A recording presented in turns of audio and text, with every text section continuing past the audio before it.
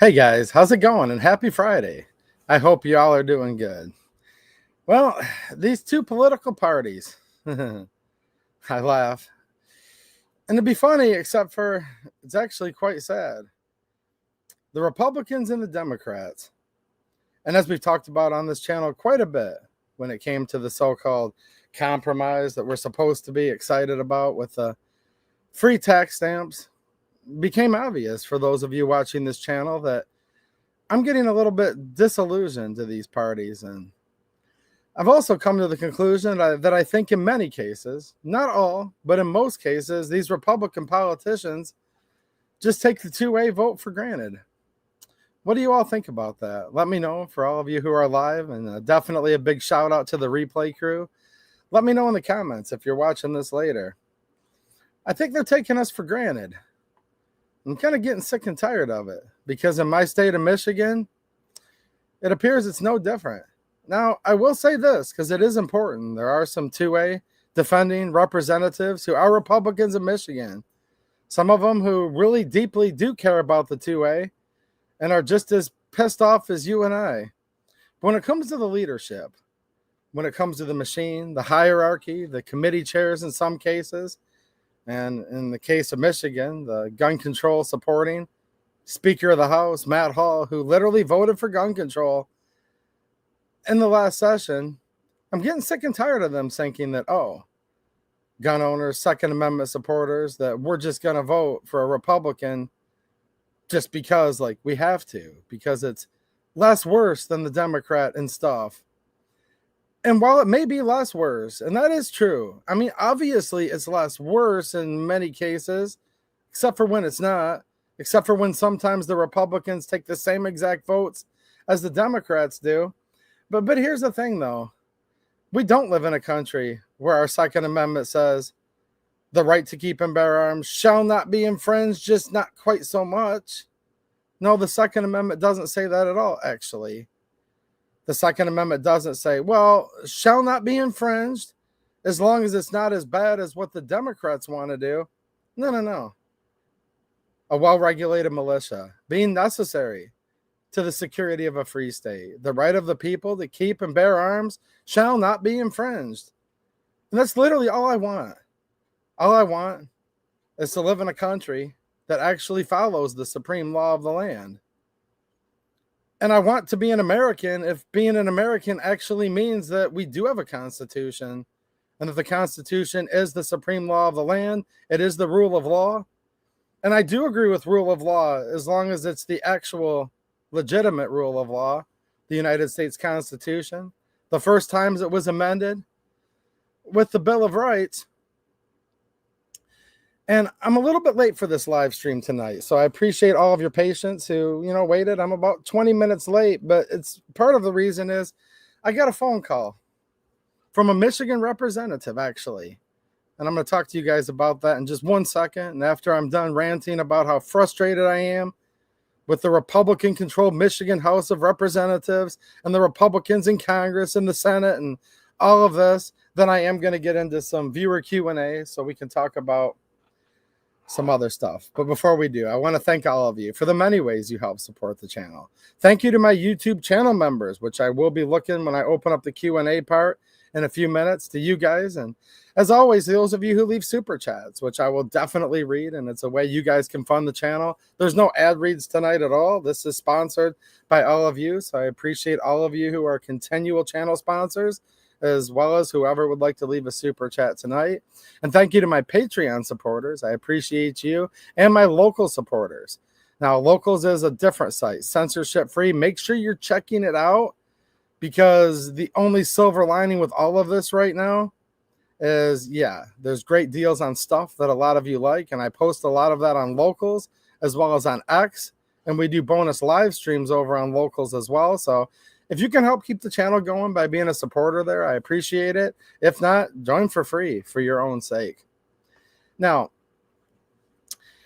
we've talked about in Michigan that the Democrats had the trifecta for 2 years, and they had gun control at the top of their agenda. And here's the thing, guys. These Democrat politicians, the Democrat Party, gun control is at the top of their agenda. and literally hating America. And in my case, hating the state of Michigan seems to be their number one goal. With that is their complete disdain and hatred for the Second Amendment. Why? Because they hell know, everybody knows this, obviously, that all political power comes from the barrel of a gun. And, well, I love the whole Bill of Rights. It's a beautiful document. I wish we actually followed the Bill of Rights. It'd be great to live in a country called the United States of America with our Constitution and our Bill of Rights. But yet, here we are. And they know that the only thing keeping us from being like most of the rest of the countries in the world, and I don't want to be like the other countries in the world. I don't want to be like how America is right now either, actually. I want the actual United States of America, and I want to live in that country. And while I love the whole Bill of Rights, I like the Second Amendment just a little bit more than all the rest. Just a little bit more, because it was put in place, not for if, but for when they come for all the rest. And they are coming for all the rest. And they always have been. And they always will be. So we have a representative constitutional republic in the United States of America. Now, you'll hear from most people, this is what they teach you in school nowadays. This is what even most of these so-called conservative and Republican pundits, these talking heads say. They say, we must protect our great democracy. No. Democracy is mob rule. A democracy is two wolves voting against one sheep on what's for dinner, and you certainly know the outcome to that. But no, we're a republic, if we can keep it. That's what Ben Franklin said. And that republic is that well-armed lamb contesting the vote. And that's what the right to keep and bear arms is all about. And the other side knows it, because they're trying to ban every last one. And the Republicans, you know what? I used to give them the benefit of the doubt and just say, you know what? They're probably just kind of stupid. They just don't get it. And as much as I've tried to resist this way of thinking, because it's not pleasant, you like to think to yourself, go team. And a lot of people like to be a member of Team Red and want to be on the winning side. But if winning means you just lose a little bit less, what's it even matter to a point? Now, I get it. Some of you are thinking to yourself, but the Democrats are still worse. I know, but I don't want just less worse. And I don't even know if it's that the Republicans are that dumb, or maybe for the most part. Now, not every last one, not every last individual on the state level, I can say that for certain, because I've gotten to know a lot of the Michigan House Republicans, and a lot of them are very pro-Second Amendment, just so you understand that. And I just got off the phone with a Michigan representative. He's a sitting representative right now named Jim Desana, and he's just as frustrated and pissed off as you are right now about all this bull crap. He's just as ticked off as I am, and he knows that it ain't right. But I think so many times when it comes to the machine, when it comes to the actual string pullers, the people behind the curtain, see, they don't want you to see behind the curtain. And I always attributed this to Toby Keith, but one of my viewers reminded me, dude, actually Bob Seger said it first. So since we're talking about Michigan, Bob Seger, it's like, dudes, I wish somehow I didn't know now what I didn't know then. But here's the problem. I have seen behind the curtain enough. Just a little bit. And I've realized it's a corrupt cabal in so many instances. And that these politicians, maybe not every last politician, but the political machine, the political industrial complex, says, oh, those stupid 2A voters, we'll just take them for granted. What are they going to do? Vote for a Democrat? How about this? F you, I don't even want to vote at all anymore if you guys can't get your crap straight.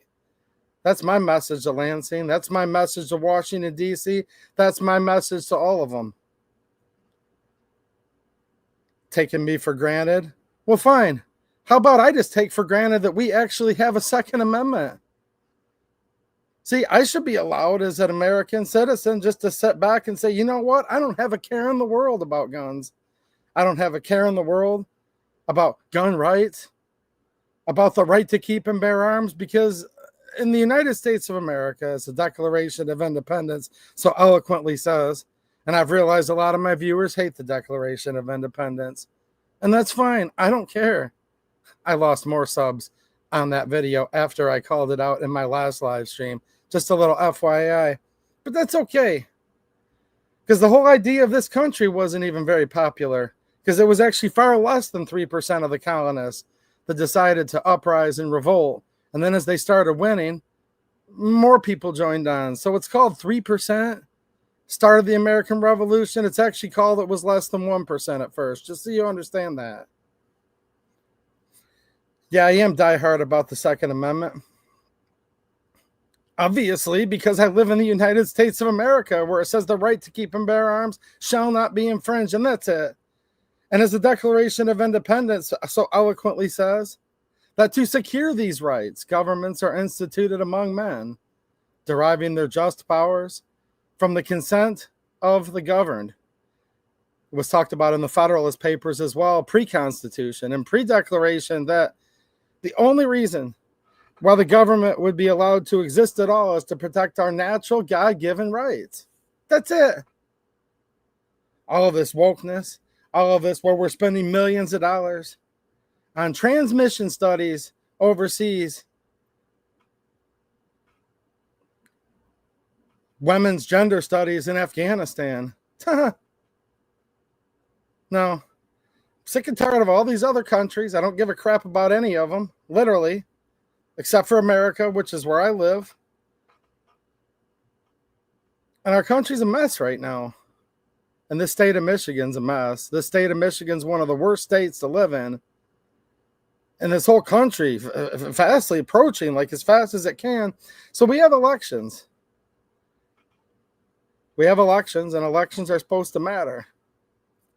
And I want them to matter, and there's still time for the Michigan House Republican Caucus and the Speaker of the House and the Judiciary Chairman, Sarah Lightner. There's still time to prove me wrong, except this is a friendly challenge. I dare you to prove me wrong, please. I double dog dare you to prove me wrong. What 2AE do you? What do you speak of me like this? Yeah, schedule hearings then, Mr. Speaker of the House, Matt Hall, and Judiciary Chair, Sarah Lightner, for Representative Jim Desana's red flag repeal. You know, you tell a politician, you call them out, which I am right now. I just said their names. That's who you all need to be calling right now that live in the state of Michigan, because the Republicans took over the House. And it's a split legislature right now. I get it. If the House passes it, the Senate's not gonna. And even if they did, the governor won't sign it. I completely understand that. But that's why just a couple weeks ago, the Michigan Senate passed a whole flurry of gun control bills in the same split legislature. Why? Because the Democrats, they have a gun control agenda, and they want to rally their troops to come vote for them. And the Republicans, they want to rally the troops and get votes too, but they're not going to do anything to try to earn the vote of the Second Amendment supporter, because they just take you for granted.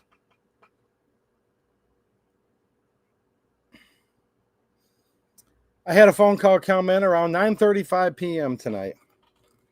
My live stream starts right around 9:35 p.m. and I was sitting there getting ready to go live. And my phone, my caller ID lit up, and it said, Michigan Representative James Desana, Jim Desana. His friends call him Jim. So when you call his office to support him on what he's doing right now, say, hey, I have Jim's back. And when you call your representatives, make sure you give them a message in Lansing, Michigan, that the Michigan House Republicans need to step up to the plate, because they promised us that things would be different when the Republicans took control. And back when the Democrats passed red flag laws in Michigan, which red flag laws are literally like the worst of all time.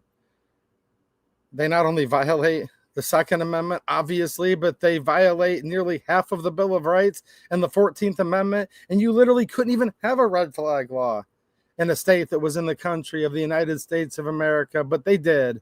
And we do. And the Republicans are in charge now in the Michigan House of Representatives, and a lot of them there are 2A supporters. I could call probably 15 or 20 of them right now and put them on the air, and you could hear what they have to say about it. But here's the problem. It's a machine. It's a big club, and you ain't in it. And I've been pushing this whole time. I drove all the way to Lansing, Michigan. If you're new here to the channel, welcome, by the way. Glad to have you. And I sat down in the Capitol with Michigan Representative Jim Desana. And he talked about that he had submitted a package of 3 bills to repeal Michigan's red flag in the House.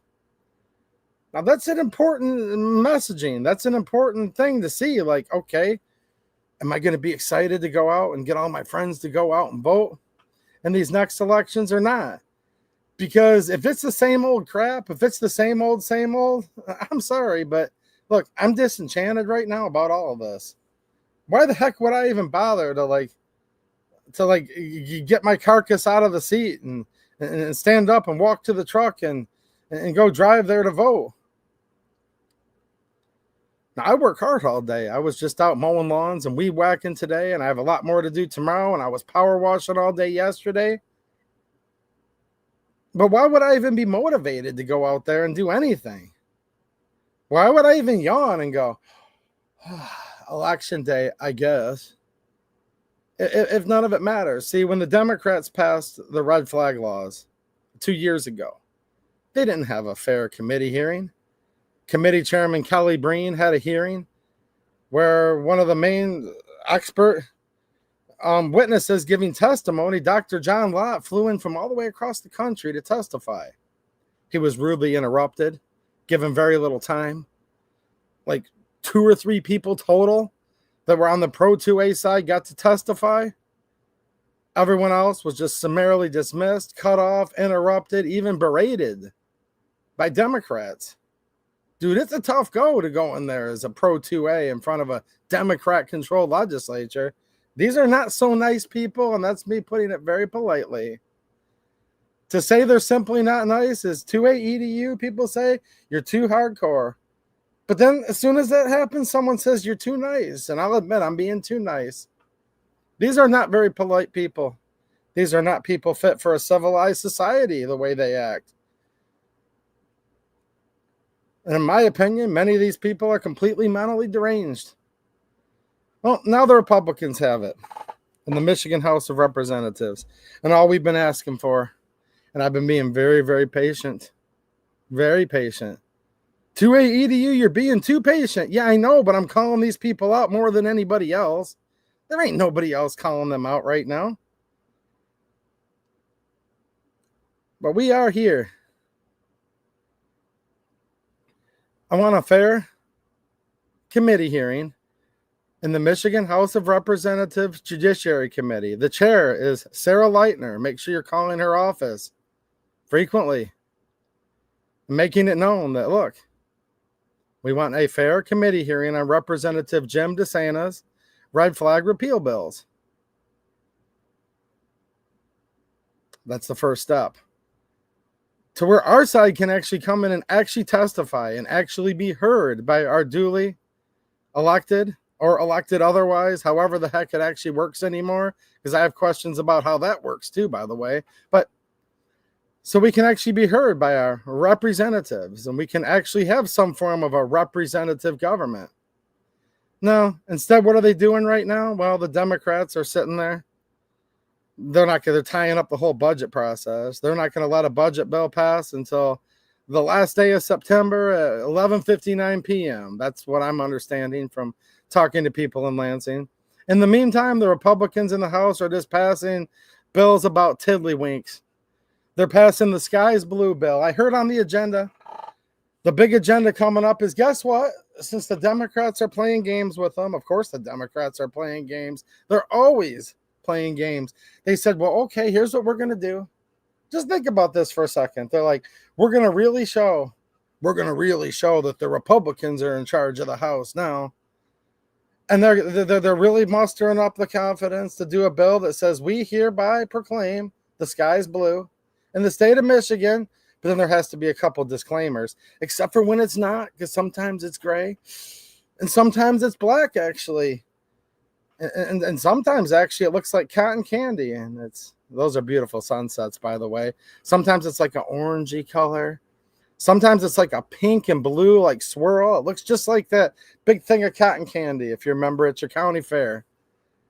They're literally more motivated to pass a bill that says the sky's blue right now than they would to push forward, have fair hearings, and an actual floor vote, a recorded record roll call vote on the floor of the Michigan House of Representatives. They're more motivated to do all that than they are to repeal red flag laws.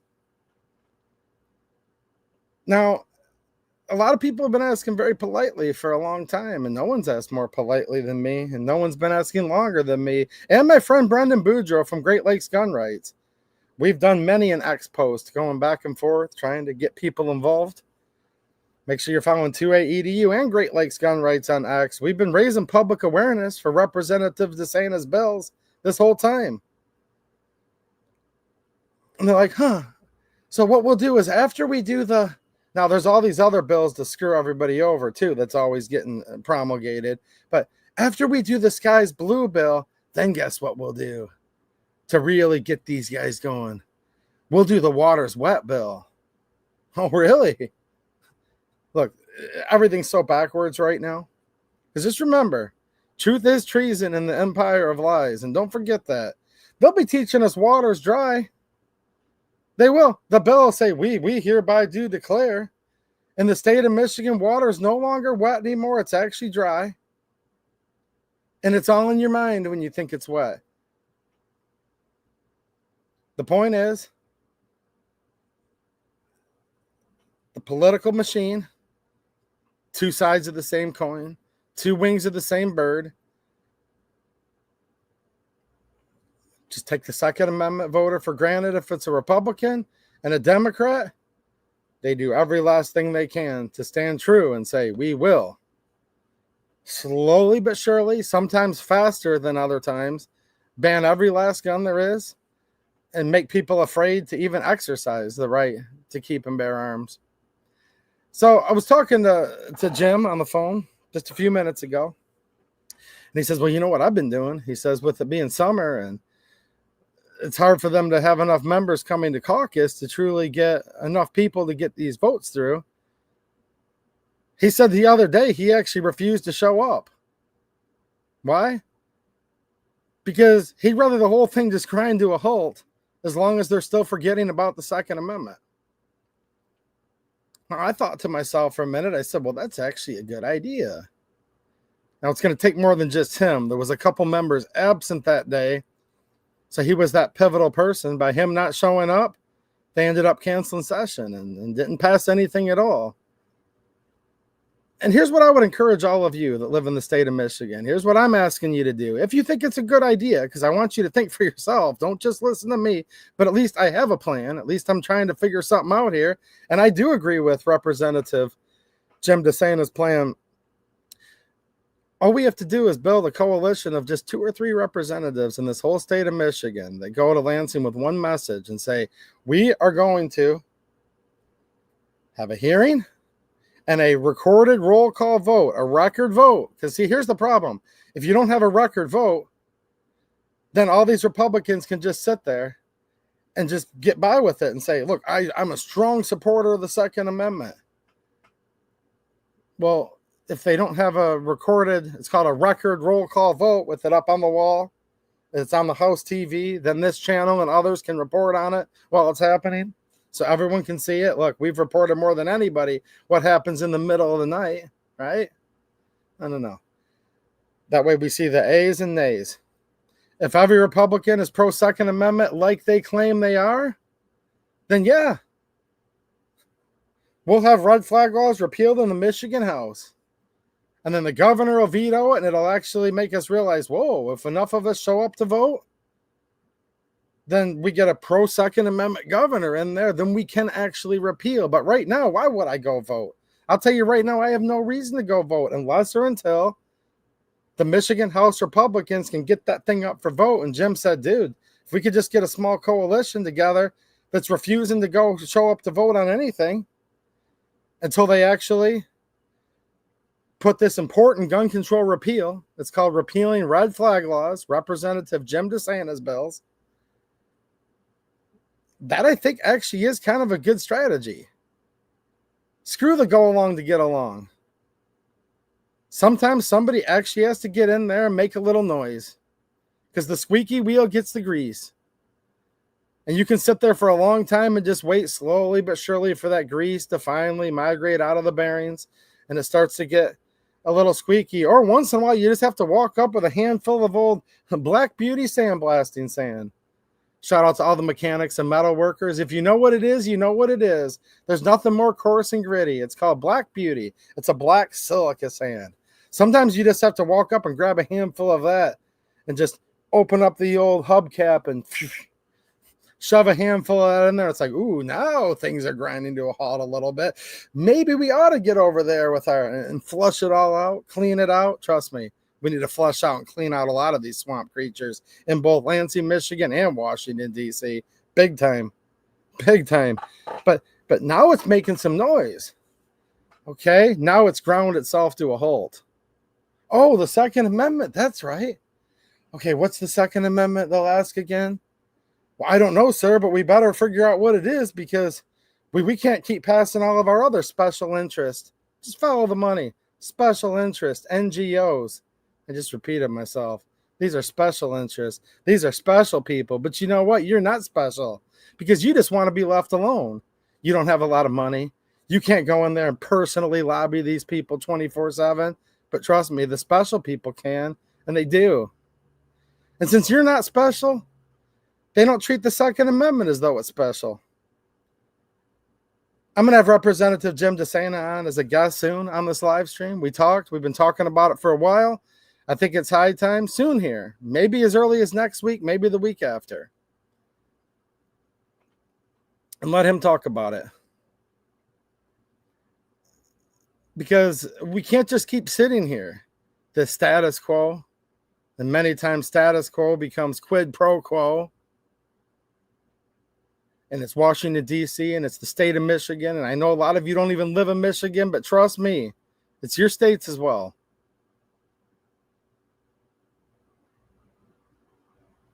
And look, I love to get along with people. It's great to get along. Hey, guys, how's it going, man? You're cool. I'm cool. Everybody's cool. But the problem is no, going along to get along, look where we are right now. Now, it'd be great if we could just, go along with the Second Amendment and also get along, and for these politicians to actually honor their oath of office and actually show us there's a difference between these two parties. That would be great, and that is my hope. But to me, it's become abundantly clear. The Michigan Speaker of the House, Republican Matt Hall, who did vote for gun control just a couple years ago, I don't think he wants to see any Second Amendment repeal bills, such as Rep. Jim Desana's red flag repeal.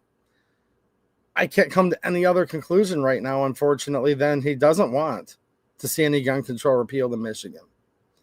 I've also come to no other conclusion, because trust me, I've gone to the Speaker of the House's office, and my representative, Jamie Thompson, who is an excellent Second Amendment supporting representative, she actually happened to be walking with me. Yeah, I do. I actually hang out with my state rep and state senator at the Capitol, and we walk around the halls together, and we're not just sitting there sipping a Diet Coke. We're actually walking around, and we're friends. And, but that's what you are when you're friends with people that are in office. You're there to promote the Second Amendment, right? At least that's what you do when you're 2A EDU. Me and Jamie Thompson walked right into the Speaker's office. Look, I wasn't able to talk to the Speaker himself. Good luck with that. Good luck with that. No, I'm serious. Good luck talking to him himself. Tried to set up meetings with the Michigan Speaker of the House. That's not come to fruition. I also stopped by and talked to the people at the desk of Representative and committee of the Judiciary Committee Chair, Sarah Leitner. She's the one, okay, that has to have a committee hearing to put forth these bills first. First, it has to go through committee. Remember all the stuff with the Hearing Protection Act and Short Act in the Congress? It had to go through committees first, then it went to the House floor, okay? This works the same exact way. She's the one that can put it on the committee or not, unless, of course, Matt Hall, Speaker of the House Hall, is telling her no. But I've walked in her office. They said she's in her office right now, and I'm up here in the front. And then there's a front desk staffer, and there's a back desk staffer. And then her office is in the very back. That's how they're set up in the Anderson House office building, in which you have to forfeit your right to keep and bear arms to go in there if you're not a CPO holder. And at the Capitol building itself, where they actually vote and hold some of the committee hearings, you can't exercise your right to keep and bear arms in there at all, even if you are a CPO holder. Even if you're an off-duty cop, you can't. Cops shouldn't get special privileges. I'm just making my point on how draconian that it is. Only legislators with CPLs are allowed to carry in the Michigan Capitol building, and on-duty police officers that are conducting official business. So I walk into her office and I said, I would like to talk to Representative Leitner. Well, where do you live? Is she your representative? I said, no, I have excellent representation from the great Representative Jamie Thompson. Well, you should talk to your rep. I said, no, thanks. I mean, I have talked to her already today. That was that day that I was there. I'm like, oh, I've talked to her all the time.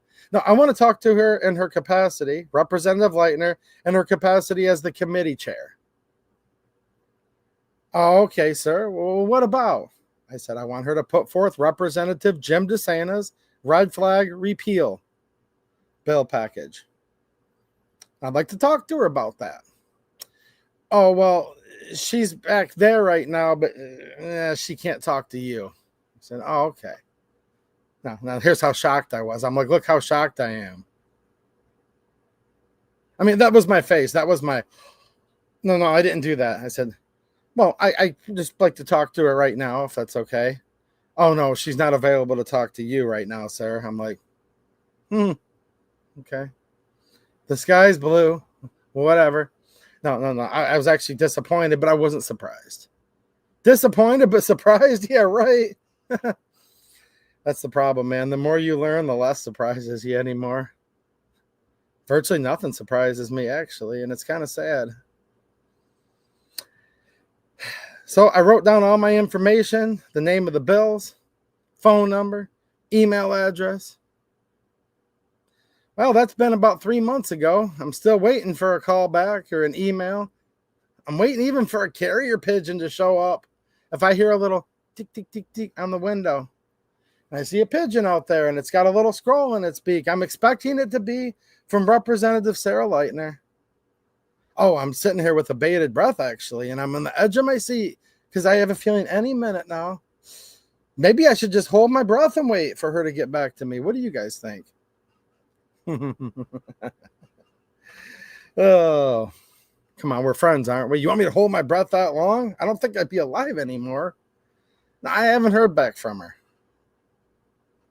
So I've come to no other conclusion than either Speaker of the House Matt Hall and Representative Sarah Leitner, either they hate the Second Amendment and they actually want to ban guns. Hey, that's a possibility. I eagerly await the speaker or the representative to come back with any comment on that. If I'm wrong on that, awesome. Tell me, though. So it's either that or they're like, oh, whatever. It doesn't matter. We have more important stuff to do. We'll talk about the sky's blue and water's wet. It'll be water's dry, though, because just remember what I said earlier. I didn't come up with this saying. I don't even know if he did, but the great Dr. Ron Paul had a campaign slogan t-shirt. He had a bunch of them, actually, and I actually supported him when he ran for president a long time ago. And it said, truth is treason in the empire of lies. So I'm going to attribute him to that quote, but I don't know if he originated it or not. But don't you're like, dude, wait a minute. What do you mean there's going to be a bill that says water is dry? Probably, because truth is treason in the empire of lies. So I'm sitting here thinking to myself, well, I don't know why it matters. So here's what I'm going to ask of all of you. And then I'm going to read some of these generous super chats that are popping in and take some questions from you all. I'd like all of you that live in the state of Michigan, I'd like you to call your representative and say, how come Representative Jim Desana's bills haven't had a committee hearing? And furthermore, why haven't they had a House floor vote yet?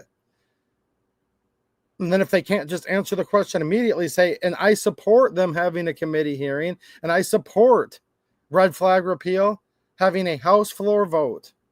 And then you can say anything else you want after that. You could be that simple, or you could throw in the whole thing. Sometimes people ask me, 2A EDU, what do I say? Say, call your rep and say, I support, I adamantly support, I vehemently support, strongly support. Throw whatever adjective you want at the beginning. It's fine. Because I don't know how you all feel about it. Some of you might be like, yeah, ho-hum, I guess. Well, then call them up and say, I want red flag repeal, I guess, or something, anything. Say, I want Representative Jim Desana's red flag repeal. Trust me, they know what it is. You don't even need the bill number. Trust me, you don't need the bill number. They all have ways of looking that up faster than you could even think about it. Say, I want Representative Jim Desana's red flag repeal bills to get a committee hearing in the Judiciary Committee. And I want them to have a House floor vote in the House of Representatives. And then you could add after that, because I don't even know that I ever want to come vote again if we don't see these get the light of day. Or you can say, because I'm sick and tired. Because I'm sick and tired of Representative, of the Second Amendment being treated as a second-class right. You can say, because I'm sick and tired of you taking me for granted. And you shouldn't take me for granted, because I have a lot of friends, and we're not just going to keep blindly voting for you if you can't show that you're pro 2A on paper, where it counts, record roll call vote on the House of Representatives floor. You should tell your rep that, or any version of it you see fit. The main thing is you're urging them to have a committee hearing and a House floor vote on Representative Jim Desana's red flag repeal. You need to be calling the Speaker of the House office. Very important. Also, Representative Sarah Lightner, in her capacity of the House Judiciary Committee Chair. That's 3 phone calls you can make right there in the House. Your representative, Sarah Lightner, and Matt Hall, Speaker of the House and Committee Chair. Now, don't be surprised. Don't be surprised if you call Lightner's office and they say, well, hold on a minute. Where do you live? What's your zip code? First of all, you actually don't have to give that, contrary to popular belief. If you want to remain totally anonymous, you can just say, I'm just a concerned constituent. I'm just a Michiganian. Or you can say, I'm just a Second Amendment supporter. Never mind all that. If you want to give them your full name and address, you can do that too. There's an argument both ways. First of all, you respect your privacy, and you don't want them to know who the hell you are, and I don't mind that either. Or you're like, no, I want to prove that I actually live in your district, so you'll listen to me more, and then you may choose to give them that zip code. Or you could just say, man, I just live off of Smith Street. I live off of Smith Street, but I am in Grand Rapids, Michigan, or whatever it would be, right? There's different ways you can choose to handle that. But don't be surprised if they say, well, who's your representative? Say, no. I'm calling Representative Lightner in her capacity as Judiciary Chair, because she is the chairman of the Judiciary Committee. That's the committee that these have been assigned to. Representative Jim Desana's red flag repeal. And Jim's telling me that he's willing to not even show up at all to try to grind everything to a complete halt to protect the Second Amendment. So if you that's 3 calls. Now the 4th call, I really should say 4 calls, is it'd probably be a good idea to call Representative Jim Desana's office. It's just JimDesana. It's like the capital D, lowercase e, then capital S-A-N-A. Jim Desana. Just Google Representative Jim Desana. You'll be able to find his phone number very easily. You should probably be calling his office too to support him, because I know this. Just trust me on this. This is guaranteed. This is not how you make friends in Lansing right now. With what he's already been doing and with what he's planning on doing, this is not making him the most popular fellow in Lansing. The other side's going to come at him very hard. He actually represents a very close district, meaning there is not that large of a number of votes separating the Republican from the Democrat. I live in the 28th district. He's like the 29th or 30th. He's just one district over from where I live. Maybe he's the 27th. None of this makes any sense anymore because they've gerrymandered the district so much, you don't even know where you are anymore, because it's literally like, instead of just being in like boxes where each representative is, it's like this real squiggly weird thing. And then they'll be like, ooh, we have a mainly minority, aka Democrat voting neighborhood. And they'll just draw this little fingerling, this little piece of the map to encompass a certain neighborhood to try to bring the otherwise completely red district to try to flip it blue. It's insane how they draw these maps. Like, you'll literally go dizzy if you look how they draw these maps. However, DeSantis district is just one over from mine, and he probably lives about equal driving distance from my house as my representative Jamie Thompson does, and both of them are in extremely close, tight race districts. So you might want to call Jim Desana and offer him some encouragement, because I've been sitting on here talking about this stuff more than almost anybody, and it's awesome to finally hear somebody that's listening. Now, I think there's other ones that listen too, but they're going to need some persuasion. And I think there's some other ones that care, but they're going to need some persuasion. So that's why you're going to call your Michigan representative, Speaker of the House, Matt Hall, Chair Lightner. It's Sarah Lightner. I think it's spelled Lightner. We've posted her info here on this channel before under the post section. I'll post her contact info on here soon, as well as on Twitter, if it helps you guys out. And you're up, and then probably get a hold of Jim Desana's office as well. All right, I am going to read some of these super chats because I do appreciate your support. And we have Jalapeno Prepper. Ooh, I like jalapenos. Those are good. Thank you for the super chat. I appreciate it, man. Dude, now you're making me hungry. Some of you guys just listen. Shout out to all the listeners. But his little avatar shows, man, that's making me hungry right now. Ooh, I like me some jalapeno peppers. He says, my favorite 2A channel. Well, wow, dude, thank you. I appreciate the encouragement, man. Hey, some people like this channel, some people don't, but at the end of the day, even the ones that don't like it, they still come back and they end up liking it in the long run. You know what I mean? Even the ones that don't like it do like it.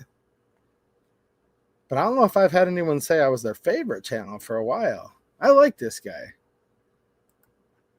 Online Shirt Company left one earlier. This is not a super chat, but I did want to read it, so I penned it real quick. It says, all the work you put in, but most Republican politicians are weak and won't have the guts to step up and do the right thing. Yeah, I know. I know, man. And here's the thing. I want to say this again. And I want you all to think about it. And please give me some encouragement, some words of wisdom, please. I'm not begging you, but I'm asking you politely. Give me some words of wisdom, guys. Yes, I know for a fact the Democrats are worse. I know. I know they are. Like 100%, dude. Like, yes. Because every time I go ranting about these two parties in this rig system, the most common comeback I always get is but 2A EDU. What are you going to do? Stop this. Stop calling out the Republicans. Then a Democrat's going to win. What am I missing here? What's wrong with me? Okay, answer my question if you guys could help me out here. What's wrong with me where I live in a country called the United States of America, and the supreme law of the land in this country called the United States of America says the right to keep and bear arms shall not be infringed, and that's just what I want. Dude, all I want is what's literally written down as the law. I just want the United States to follow the law. The supreme law of the land. Which means if there was even one gun control law, it would be unconstitutional. And then there's the people that are like, oh, I have to listen to all these scholarly lawyers tell me stuff on YouTube. Don't even get me started on half of these grifting, whatever you want to call it. A lot of them are a little light in the loafers too, by the way, I've noticed lately. But that's a whole nother digression. 2A channels. Don't even get me started on these SOBs. Okay, fine. You guys want to hear it? You guys want to hear Supreme Court precedent? All right. Marbury v. Madison, 1803. 1803 said all laws that are repugnant to the Constitution are void. I don't have a law degree. Went to a high school in a real small town. I went to a local community college. On a scholarship to play in the band, actually. Was one class short of an associate's degree for probably 15 years. Then I went back in my 30s and just took that one last class just to do it. So I'm not a lawyer. I don't have a Juris Doctorate. My Latin's like not good at all, actually. I don't speak Latin. Screw that. I speak the American form of English. My Latin ain't no good. I'm not a lawyer. I don't have any appeal to authority. However, for all of my the courts will save us all friends out there, Marbury v. Madison, there you go. We have the Constitution itself. We have Supreme Court precedent. What's wrong with me calling out Republicans because they're a little less worse? Here's what's wrong with them. They ain't following the damn Constitution. And the Supreme Court already settled this a long time ago. 1803, Marbury v. Madison. Look it up. But I encourage all of you to, like I said, give me some words of wisdom, because every time I say stuff like this, but to AEDU, you can't go that hardcore. Dude, I'm not going hardcore at all. I didn't write the Bill of Rights. I didn't write the Declaration of Independence. Not a lawyer, therefore I'm not a judge. Therefore, I've never been a Supreme Court justice. Guess what? I didn't sit on the high court when they had the Marbury v. Madison decision either. But I do know what it says.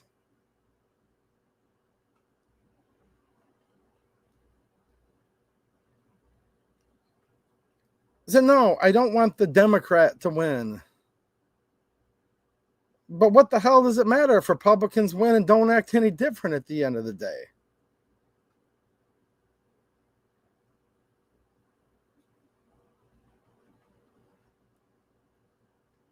It's basically like that old saying, the only difference I see is things are exactly the same as they used to be.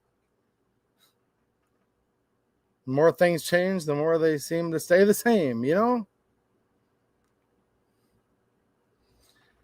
I get flack from people when I say stuff like this, where I'm like, nope, screw all of them. I'm sick and tired of every last one of these people.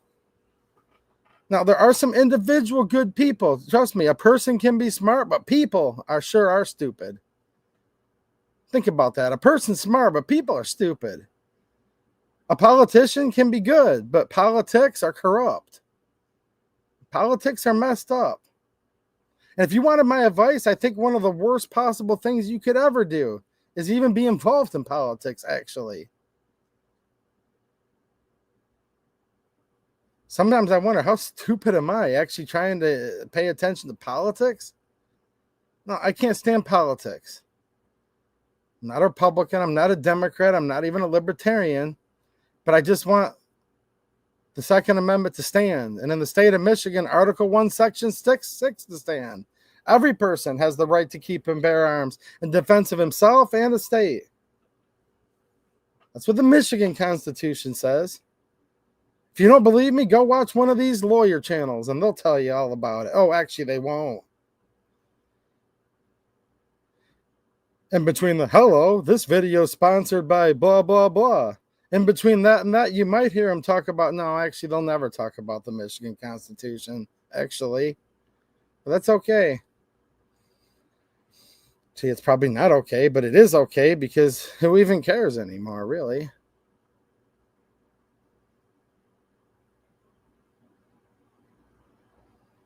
But to AEDU, you can't go against these Republicans because the Democrats are worse. Yeah, I know. I do know that. I know the Democrats are worse, of course.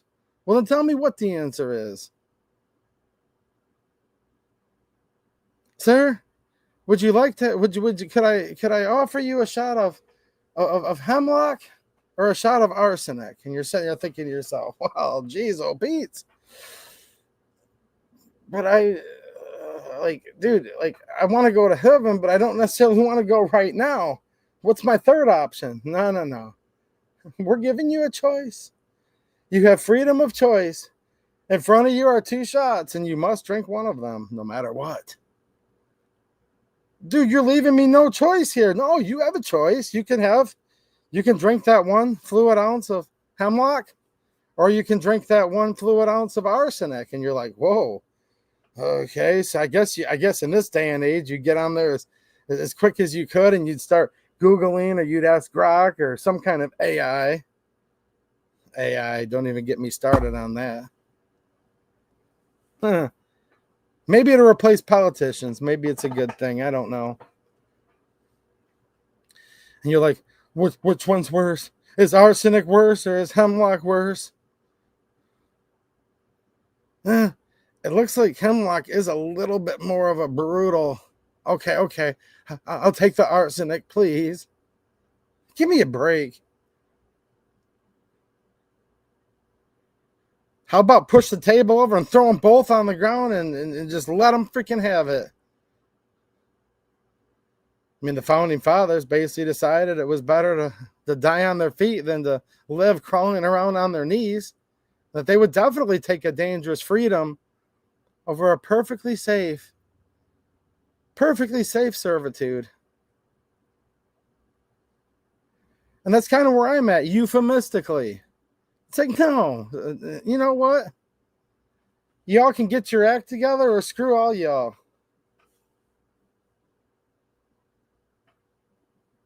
And as I said earlier, tell me what I'm missing here. I do enjoy reading all of the comments and the chats. Jalapeno Pepper with another super chat. Thank you. Says, I too am sick of the lesser of two evils, and then does the old clown world emojis. I know, man. I don't know. Look, I'm trying to put positive peer pressure. I've been waiting very patiently.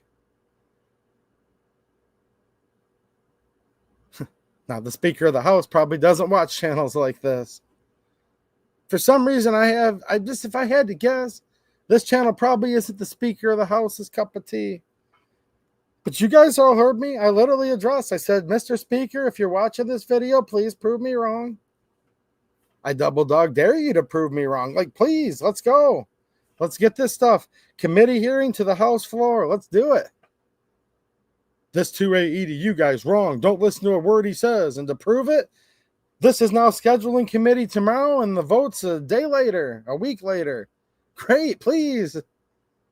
Same thing for you, Chairman Sarah Leitner. And I hope I'm wrong too, but when these people just sit there and ignore the living crap out of you, you just kind of come to conclusions, don't you? At least I do. Jalapeno Pepper with another super chat. Thank you, man. I appreciate it. Says, I lost faith in voting. ... GOP abandoned us. Yeah, we're ranting about the state level right now today in Michigan, where I know some of these people personally, and they're actually good people. No, I'm being dead serious, guys. There are some good people in the Michigan House of Representatives. Some of them that I actually know quite well, some that I knew, and some of you guys have actually hung out with a couple of the sitting state representatives with me in real life at Pillbox Bunker's house in Howell, Michigan. Representative Jamie Thompson, Jason Wolford was not a rep at that time, but he is now. And I can guarantee you their vote's with us. But neither of them are Speaker of the House right now, see? And neither of them are the committee chair right now. And until the committee chair has a hearing, and then it goes to the floor for a vote, they can't vote on it, right? Hopefully with some encouragement, they will. Marco Polo, what's happening, man? Thank you for the super chat and for being a channel member. And when I'm done reading these super chats, I am going to start answering some questions from the chat. So get those ready, guys. They can be about anything you want it to be. But look, it's the state level. It's the federal level. And look, way before this whole hearing protection and short act even came up, I've been advocating for this stuff in Lansing for a long time. I've been as eager as anybody. I've been as politely as anybody. I've been as patient as anybody. I've been too patient. Been very, very patient.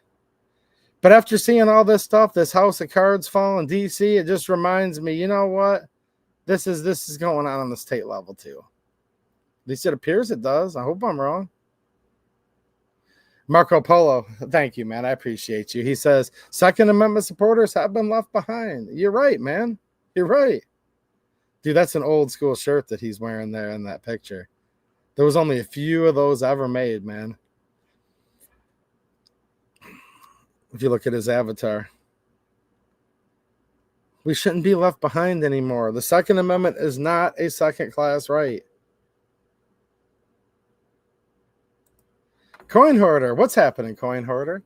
With the generous $10 super chat, and there is no message. So if you got cut off by YouTube, sorry I don't see it there, but I do appreciate you helping to sponsor the stream tonight, and thank you for the support. I appreciate it.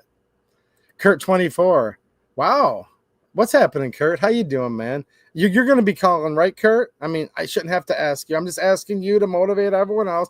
Kurt lives in Michigan. Kurt's going to be calling. He's going to be calling his state rep and the Speaker of the House and the committee chair, Sarah Leitner. Member for 36 months. Wow, dude, that's a long time. Thanks for all the continued support. I appreciate it, man. And we have Zach Freezy. What's happening, Zach? Dude, all of you guys are showing like, you guys have got sports cars here. Dude's doing like a freaking burnout on his bike. I mean, a little two-stroke exhaust going there. You guys are always making me want to get out there. Well, I'll get to ride my lawnmower tomorrow. My lawnmower is pretty fast, actually. Sometimes I'm kind of a speed demon on it. It almost hops me off the seat. He says, thoughts on CIA and agencies. Love your passion. Well, thanks, Zach. Oh, boy. Have you all got about 8 hours to spend? Do you all have about 8 hours? Oh, boy. If I started talking about the agencies, I'll just say this. Where do we find any of these agencies in the Constitution? Oh, we actually don't. See, back when the right to keep and bear arms and that it shall not be infringed was written, we didn't have a CIA, actually, or an FBI or an ATF. And I've noticed the more we become a police state, the less free we are. And I believe they should be broken into a million pieces and cast into the wind, every last one of them. If you want to know my opinion on it, actually. I don't support the United States being the world's policeman. Sick and tired of all these foreign wars. Look, here's how I was just talking to my friend Mateo on the phone before this stream started. I was just talking to my friend Mateo earlier. And I'm like, look, dude, like, first of all, I don't even support most of these wars. But when you go to war with another country, it's either to fend them off for defense, right? For defensive purposes, or it's to conquer them and take them over. Here's the deal, man. If Iran's coming to like get us, now here's the thing. I have my own federal government attacking my right to keep and bear arms every single day, state level, federal level. I've never even met anybody from Iran. They might be attacking me, but guess what? The grass is still green on my side of the fence, and I ain't seen any Iranians in my backyard trying to take my guns. I mean, sometimes you do have to just look at it that simple. Actually, I don't have any Russians paratrooping into my backyard. Yeah, Red Dawn was a fun movie, but look, well, you need to be worried about all of this, and you need to support the military-industrial complex because of Russia, because of Iran. No. Here's the deal with that. If Iran's so bad we need to bomb them, then if they're that bad and we need the land of Iran, hey, go in there, take them over, take their oil, take their whatever. I'm not saying I would support that war necessarily, but that is a legit reason to go to war. You're either defending yourself or you're conquering somebody else. Now, we go over to these countries for generation after generation. Don't take my word for it. Ask people who served in the sandbox. People have been serving over there forever.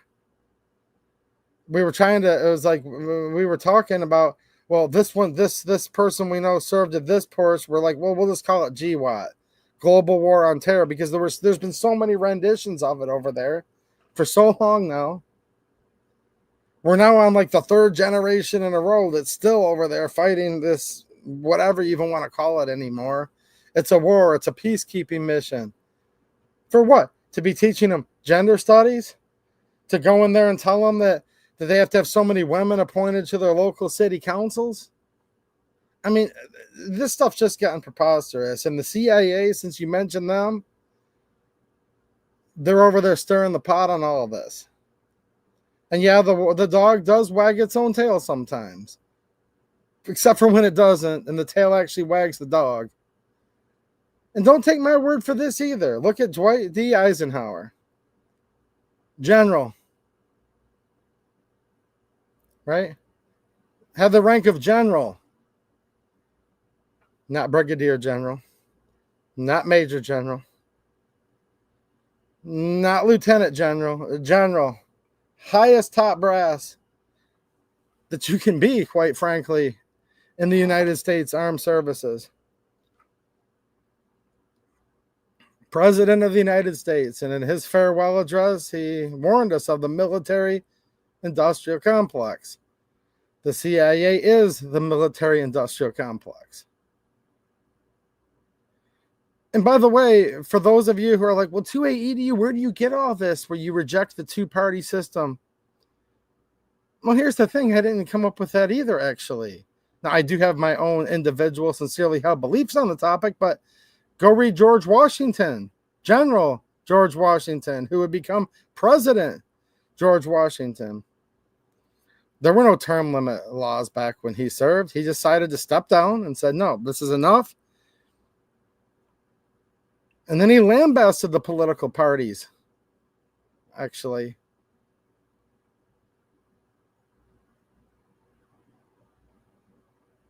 Top secret government groups. Well, there's a few seconds of it, but I fear I'm just getting started, and I do want to answer some questions. Space Gat Hipster, what's happening? And thank you for the super chat. I appreciate it. Says, thank you for being such a legit 2A channel. Well, you're welcome, man. Thank you. Dude, I've had someone say my favorite, that I was their favorite tonight, and now I was told I'm legit. Wow. Well, thank you. I appreciate it, man. I need the key. I need a little bit of encouragement once in a while because, man, I get, dude, I'm telling you guys the truth, man. When I did that video on July 4th, Independence Day, right? Dude, I read the Declaration of Independence. Wow. Woo. You would have thought I farted in church. Dude, it went over like a lead balloon. I'm like, wow. I'm not going to show you guys the analytics before, but then I followed it up the last week. I'm like, you know what? Why am I even here anymore? What's the point? You know what I mean? No, not you guys that are probably watching right now, because those guys already tucked tail and ran, or did they? Because a lot of times they unsubscribe and then they what's called shadow subscribe. It's really funny, man. People, like, even within the gun viewer community, they have like their own little version of psychological warfare. It's actually like, whoa, wow. People are cryptic nowadays, trust me. So I showed you guys, I'm like, yep, annually I read the Declaration of Independence on this channel. It's always the least popular video of the year. I'm like, man, I'm losing these subscribers, all these thumbs downs. All I did is read the Declaration of Independence. I'm like, whoa, on July 4th. I talked about it for a minute in my live stream last weekend. What did people do? People that were watching the live stream last weekend ran over to that video and started unsubscribing en masse over there. Oh, wow. Yeah. Can you believe that? So I will take that as a compliment. I try to be legit. I don't really try to be legit. I guess I just myself is really a better way to word it. Try not to lie. I try not to do a lot of bad things. I'm sure I do all of them because I'm not perfect, obviously. But, man, I'll tell you something I would have never thought. And then I'm going to answer some questions here in 30 seconds. I would have never thought going into being a 2A channel. 2A, guns. I'm actually going to be doing a lot more gun reviews on this channel, I think, in the very near future. But I have a lot of gun content over on Locals, so make sure you follow me there, guys. Some things are some people's cup of tea, some isn't. That's totally fine. I mean, I just kept on saying earlier, I can't stand most of these so-called 2A channels. If you want to know the truth, I'm just being honest. There's a few of them I do like a lot. Some of them I know personally, and I like them a real lot. But statistically, whatever to all of them. So I get it. Trust me. I get it if people just don't like my channel. That's fine. Whatever. I don't like most of the other channels. However, I would have never predicted that when I first started doing this, that the Declaration of Independence would be so loathed and unpopular amongst the 2A community. And it's probably baffling a lot of you too. That's the only reason I bring that up. Zach Freezy with another super chat. Well, thanks again, Zach. I appreciate it, man. He says, amen, brother. Now I know you're not a Fed. Thank you. No, I'm definitely not that. Maybe I should be, though. Or am I? No.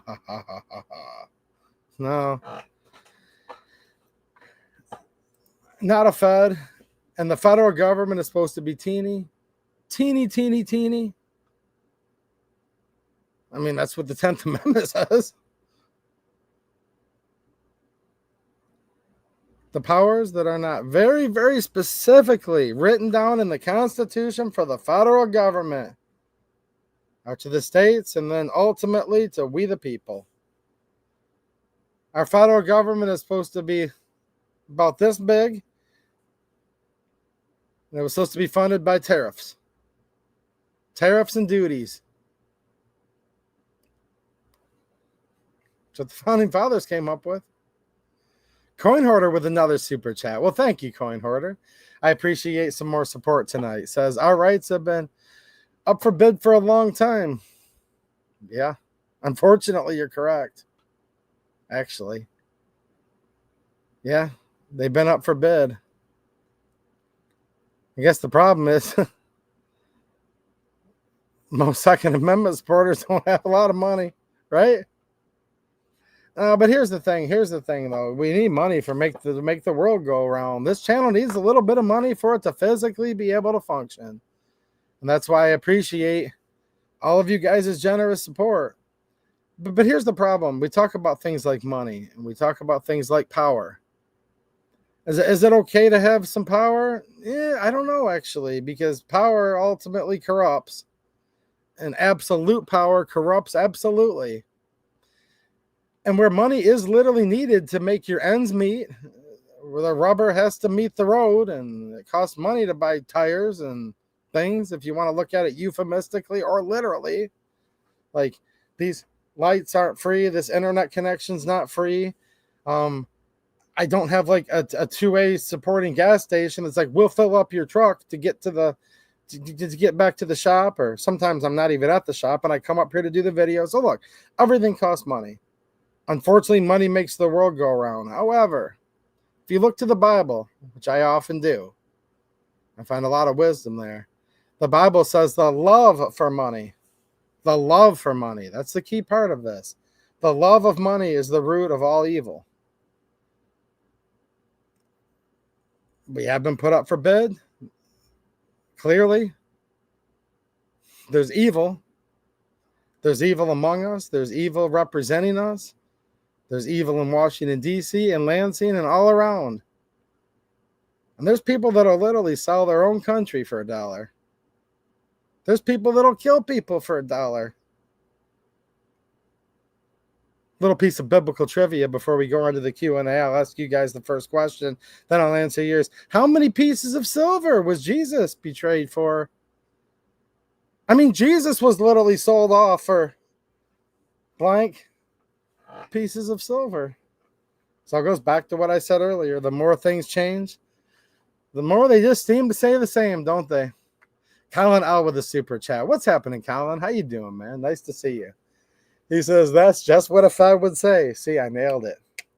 Aha. That's just what a Fed would say. What do you think, Wild Times? How you doing, man? Thank you for being a channel member and for the super chat. But what do you think about what Colin said, Wild Times? I've hung out with Wild Times in real life. He's a cool dude, man. I'm hoping we can get something going where we can hang out in real life again. Wild Times. He says, great stream as always. Well, thanks, man. I appreciate the encouragement and the super chat.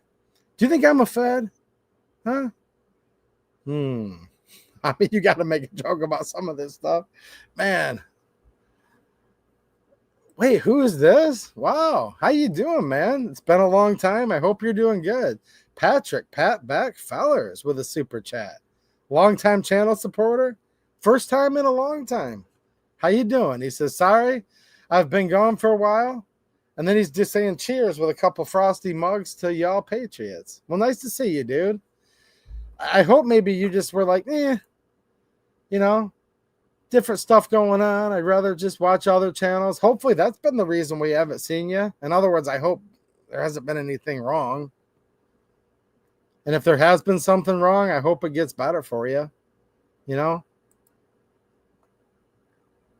Like, I actually sincerely mean that too. Hopefully you're like, no, dude, I just found another channel I like more. Dude, that's totally cool. I hope you haven't been gone because something's like, you know, hopefully you're feeling good and you're doing good. You know what I'm saying, man?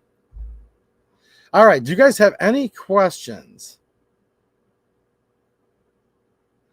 I would like to answer any questions you guys have about, you guys can ask me about the political process.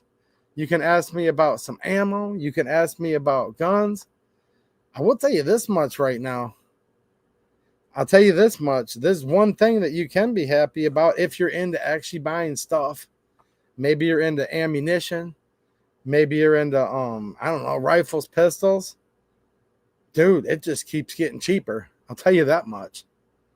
And I post deals like on a daily basis over on X, over on locals, and man, oh man. So some of you might have questions about some of that stuff. Let me know. Dude, I posted over on locals and X just a couple days ago, like a Beretta BM59. Dude, those things are just a magnificent rifle. Wow. It's what the M14 actually should have been. And I did post a deal on an M14 as well. Not here on YouTube. Whoever works at YouTube that's watching, not here, we didn't. You can't promote these things on YouTube, which we're not right now, actually. But man, that BM59, is anybody familiar? We're talking like built off original surplus parts kits. I couldn't believe it, man. Like, it's literally like extra surplus M1 Garand. You can say M1 Garand if you want, but I believe the person, John Garand, I believe that's how you actually pronounce his name, who's a Canadian. But I digress. The Italians basically took old M1 Garands, the receivers, rebarreled them for 7.62 NATO, detachable mag, a really slick bipod setup, a compensator / shoulder thing that goes up attachment on the front of it. What a dream rifle. It's just like a mix between like just that old school like walnut stock, the old US M1 action, all of that, just nostalgia, but actually like a super serviceable rifle. Now, I actually have a BM59 at home, and I have a rendition of, you could say, an M1A, you know, of the M14, and I have a couple, a World War II and a Korean War M1 Garand rifle. And maybe I should bring those up and do some videos and content on that.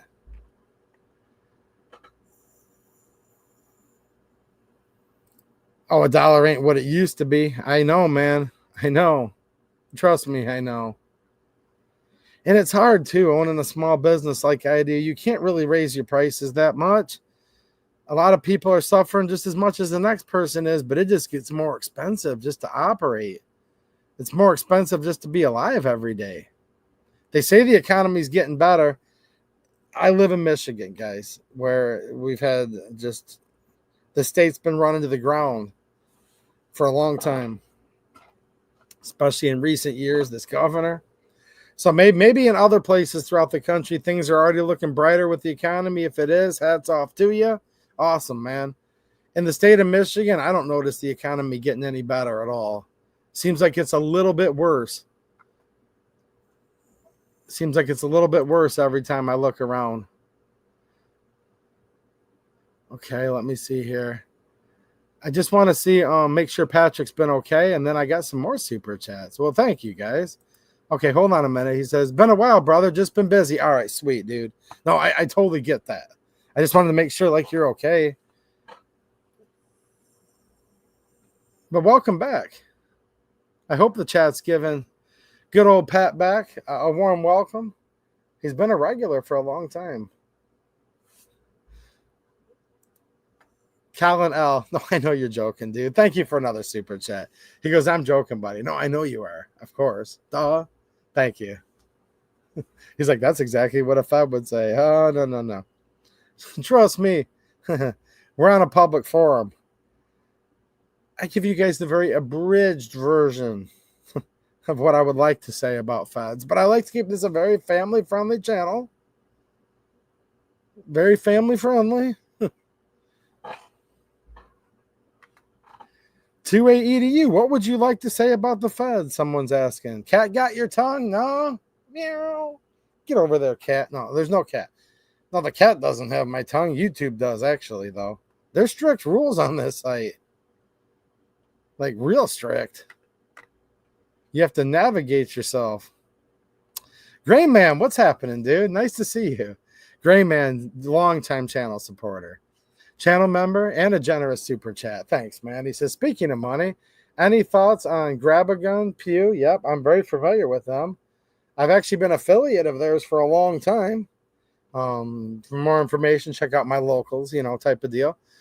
Donald Jr. is on their board of directors. Yes, I did hear about that. Mateo was talking about that to me a little bit back here. And hey, I don't know, man. At the end of the day, I've become so disenchanted with like everything political. As far as I can tell, and I hope I'm not wrong, Don Jr. does seem to be very pro-Second Amendment. Now, he's not actually a politician. He's just the most powerful politician in America's son. But yeah, I've been a customer of theirs for a long time. And I had an issue one time with, there was a magazine that was missing. It was actually Taurus's fault, but they actually gave me one from their inventory and said, call Taurus. And I did. And I was honest. I said, well, Grab-A-Gun kind of already took care of me, but I'm calling you to let you know I was short of a mag. They're like, no, dude, we'll send you one too. So Grab-A-Gun sent me an extra mag. They did. This was way before I had an affiliate link with them or anything like that. And they've treated me good. So I've always liked that company. And I think it's cool that Don Jr.'s on their board of directors. Patrick Patback Fowlers with another super sticker. Thank you, man. I appreciate it. Another $5. And I can't display the actual sticker publicly, but you guys can all enjoy it in the chat. Thanks again, man. I appreciate the support. Let me see what I have here for questions. Company going public is not a scam. I don't think it's a scam. Is there something I should know about? I'm not sure. Look, guys, I just have to be candid with you. I hope Don Jr. is as good on the Second Amendment as it appears he is, right? Look, I'm a realist. I get it. Trust me. But no, I've had good, I'll give you guys my honest feedback. That's all I can tell you. I'm not going to lie to you and say, no, Grab-A-Gun's a terrible place. No, I've been a customer a long time. I had an issue once. They took care of it more than what they needed to. And then another time I ordered like 30 different types of ammo. Just like 1 or 2 boxes of each, right? Because they have like a flat rate ammo shipping. And I just wanted to experiment with a whole bunch of stuff to test out a couple guns. Sometimes it's nice, instead of just buying like 500 rounds of one type, to buy 500 rounds of 5 different types, just to see what the gun likes. You know what I mean? And plus, I review stuff and give you guys my feedback on it. So I had ordered like this hodgepodge of different ammo. It was like a $300 order, but it was like 30 different SKUs. 5 or 6 or 10 or something like that were different types of 22 LR at that time. I think I was testing different ammo in the Taurus TX22, which there have been deals on those that are like so crazy, I can't even believe it, that I've been posting again to locals and X lately. So there is good news when it comes to that. Prices are down, right? And like out of the 28 boxes, like 2 boxes were like back ordered. And they're like, well, we just wanted to let you know we did go ahead and hurry up and ship the other 28 right now. And we'll give you an option. We can either hold off and we'll ship you those 2 boxes of 22 instead of holding the whole order up, which is what a lot of companies do. They said, or we'll give you a refund. And then it was even like, if you do nothing, we'll just wait and send it to you when it gets here. No additional shipping. Or If you reply, we'll promptly issue you a refund for those 2 boxes, your choice. I was like, that's actually cool. Now, again, the one time they didn't even make a mistake with the Taurus mag, but they took care of me immediately. The second time, I'll say that was a small mistake on their part. They had something listed. When they came time to ship my order, it wasn't in inventory. It was like literally 2 boxes of 22. When, hey, shame on them for that. Sure, but I've had companies, this has happened a lot.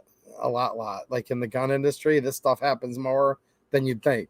I've had other companies not do that at all. Like, nope, we're going to sit there and hold your whole order. All the 28 other items that we have right here, we're going to hold it all. And one company held all of it for almost a year, and they wouldn't send me any of it.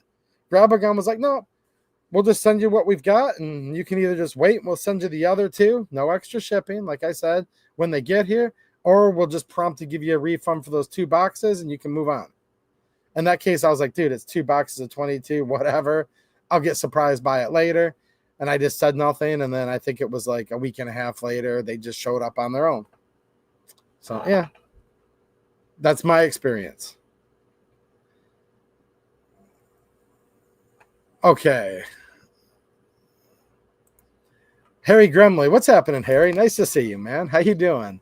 He says, 2-way EDU. Heathen talked about a rally. Who's going? Yeah, there's a 2-way rally in Hillsdale County Courthouse, I believe, tomorrow. The problem for me is it's a 2.5-hour drive. I'm literally by myself right now. It's rained 50% of the time, every time, like for weeks and weeks now. And I'm so far behind. If I lose one more day, I'll probably lose my business. It's been that bad. Don't think I'll be able to make it all the way out to Hillsdale tomorrow. I just have to cut that many lawns. But I hope you guys go. And I just shared it on my Facebook again today. I don't know if those guys are on X. I didn't see it, or I would have shared it there. But yeah, if you guys want information, it is over there on my 2A EDU Facebook. So let us know in the chat who's going to that rally, and I hope you guys do.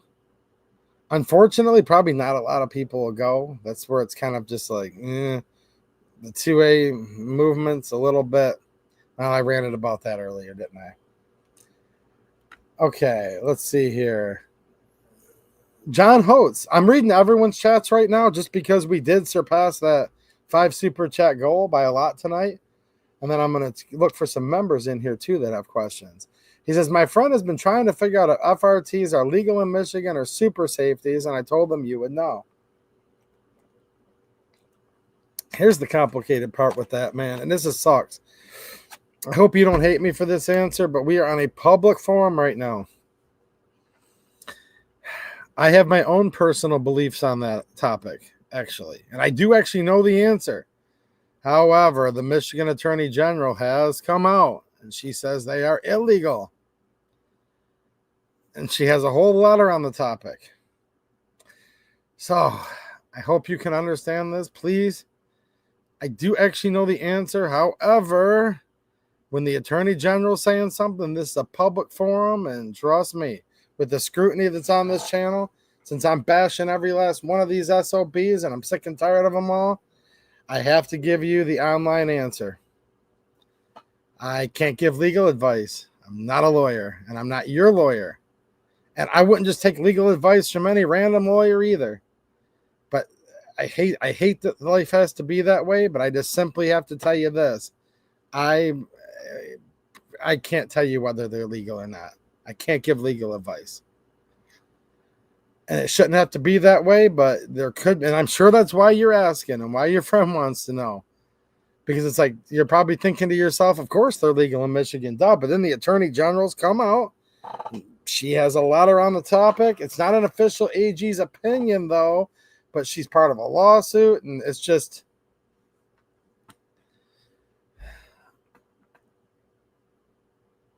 I don't know. I do know, but I don't know. And, yeah. You guys probably hate me for that kind of answer. But there is a bit of discrepancy, we'll just say, at the moment on that. Paul Bennett, what's happening, Paul? How you doing, man? Rumor on the governor. Is she running for president? Oh, I think absolutely. I think Governor Gretchen Whitmer. People call her many things. Some people even call her the governor of Michigan, right? Trying to keep it very family friendly. Trying to be polite. Being too polite, right, Paul? I think she will. The only reason she might not is she might want to run for U.S. Senate.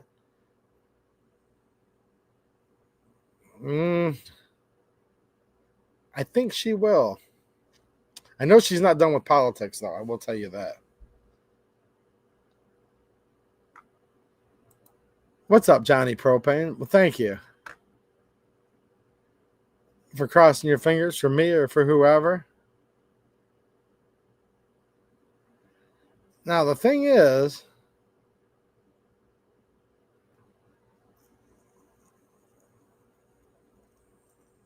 let's see here. Do you guys have any questions? I would like to answer them for you. We can end the stream in 5 minutes here too, but if you have any questions, let me know.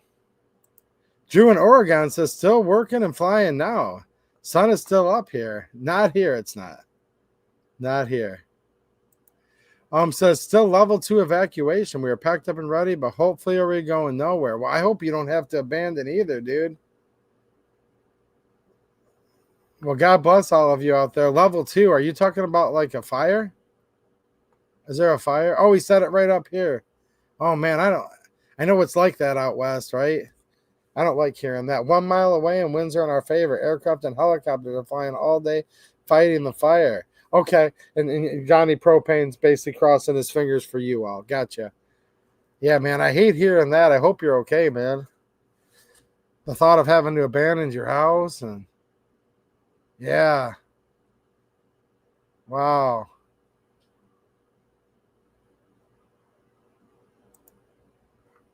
See, I'm not a juggalo, though. I actually don't listen to ICP, Patrick.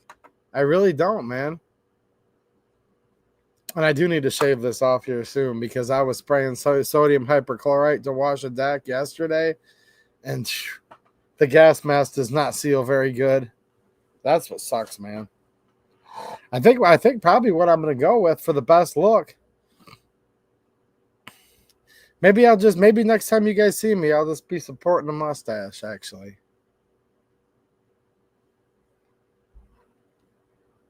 I don't want to look too young, but it is hard. It is hard to seal a gas mask with a puffy beard going on. Anyone that's ever done it knows what I'm talking about. Robert Friel with a super chat. Well, thanks, Robert. I appreciate it, man. He says, CMMG likes to pull some silly crap. What are they pulling now? I don't know a whole lot about CMMG, to be honest with you. I'm not exactly sure what they have going on. Are you just saying in general? Well, you're welcome, John. I know that was like the crappiest answer ever that I gave you. It's just, ugh. Maybe I should do a video about that, really, though. Maybe, right? Let me know. If you guys want me to, leave me a comment. If you're live right now, leave a chat. More than half my viewers end up watching on the replay. That's why if you hear me sometimes, I'm like, shout out to your replay crew, which a lot of good people do watch on replay, trust me. And then those of you that are live, let me know. Maybe everyone doesn't know about this. The Attorney General may have a difference in opinion on some of these certain types of triggers. You could call them FRTs generically. There's one called a super safety. There's a whole bunch of drama going on in the courts with all of this stuff right now that makes my head spin. And I'm not a fan of Rare Breed at all with all the crap they're pulling. Yeah.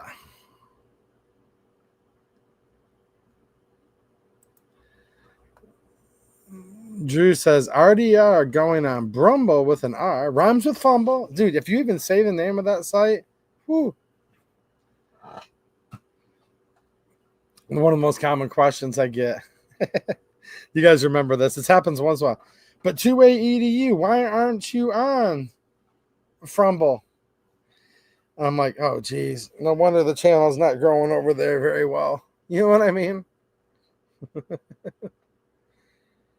First of all, I don't have bots over there inflating my numbers. Whether bots that are hired outright or Rumble's own bots. I don't have any of those. I'm not in that club. I told them, no, I don't want them, actually. But also, it's just like not a lot of gun community over there. But it's funny, though. That's one of the most popular questions I ever get is, 2A EDU, we'd love to watch you over there. Why don't you have an account? And I'm like,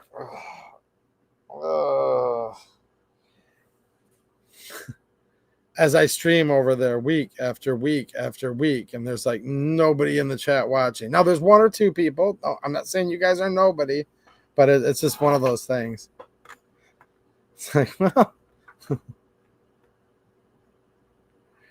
any questions, anybody? Dude, it's tough with the gas mask, like real tough. Yeah, there he is. There's Mateo. What's happening, Mateo? What do you think about this with the P100 gas mask? I mean, you could have a mustache because it comes in over the bridge of the nose. Sometimes you guys will notice my nose is a little redder, like here.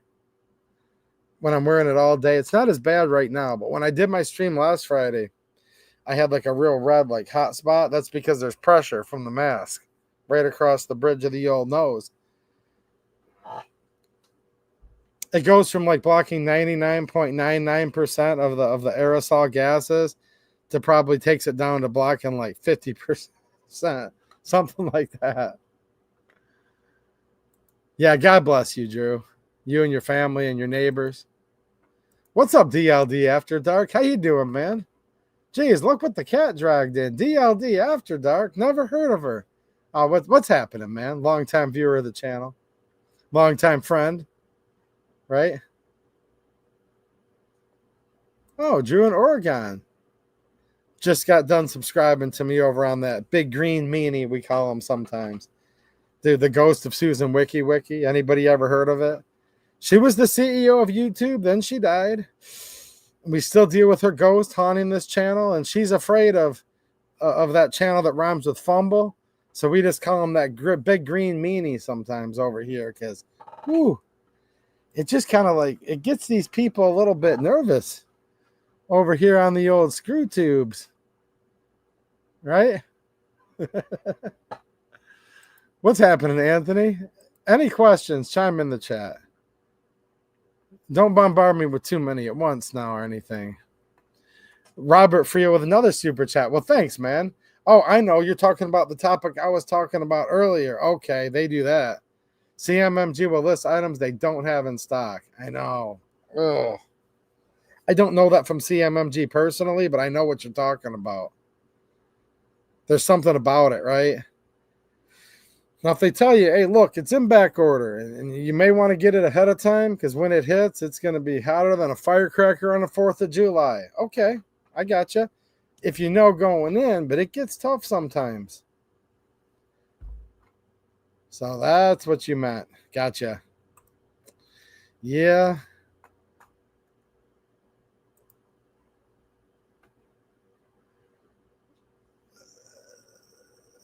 Did Mateo tell us about this gas mask? Let's see here. I think that is one of the reasons. I think that might be one of the reasons why the military allows like just a mustache, but that's it, because of the gas mask. Because if you look back in the day, you'll see generals and all this with big full beards, right? Like you can literally look at General, look at Ulysses S. Grant. You can see him on, what is it, the 50? Whatever bill he's on is way too big of a bill for me to be able to afford anymore. He's on one of the higher bills that people in the 2A and gun space don't frequently possess because we don't make that much money. Well, the shell channels do, and that's why I don't like most gun tubers and 2A tubers anymore. The shells do, but yeah, he's on one of the bills with the full beard and all that. But see, they didn't have gas warfare back then, right? So I think that's why we have to. Now, here's the crazy part. See, there you go. Mateo says no. Okay, hold on a minute. Yep, Carrie says that's correct, sir. Well, you being a veteran, you had the training with the gas mask, right? I'm pretty sure any veteran that's alive today, no matter what war you served in, they've been training on gas masks. I think all that started way back in World War I. So it's been part of the military since any of us can remember. However, it wasn't always the case. What's up, Fluffy? Fluffy 10mm Jeep guy. How you doing, man?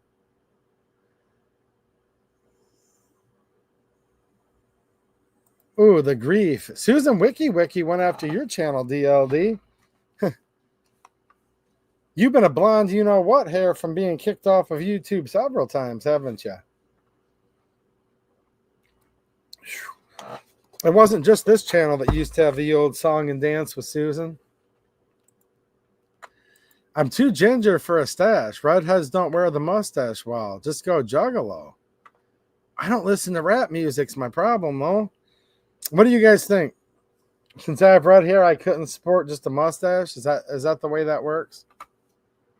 I think it would look pretty good. I wonder. Well, here's a good question here. I'll answer that in 1 second.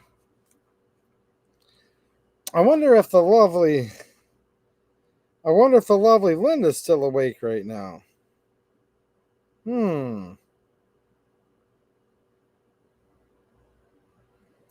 I think maybe she's already asleep.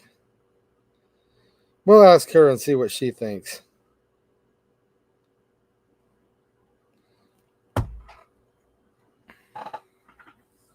What do you guys think? Would the viewership go up? Would the subscribers go up? What do you think? Would the subscribers go up if 2A-EDU rocked the big mustache? Like I'm not talking like the pencil, military regulation one. I'm talking full. Would the subscribers go up is what somebody wanted to know. Space Gat Hipster, bots inflating views on Grumble is just as bad as channels buying subs. What are your thoughts on channels with bought subs? Well, my first thoughts on them are poser. See, there's two types of channels out there that would do something like this. There's the fake it till you make it, where they basically buy a certain amount of subs and hope that they can somehow just catch a little bit of lightning in a bottle, per se, or something like that. That's your fake it till you make it. And fake. Oh, fake is a snake. I don't like a fake, obviously. So I don't know if that's a trick question or not, but what do I think of a channel who bought their subs? Nah. Second of all, there's the ones that just, I don't know what it is, man. It must just be people that don't have a very good sense of confidence. Really? They think that they have to buy themselves some perceived clout, or they have to buy themselves into a certain space. But yeah, man, it's a big thing going on right now. There's a lot of people in this space as well as other platforms. I've been reading about it. I've been hearing some of the bigger YouTubers talk about it, and it messes it up for the channels that are actually legit.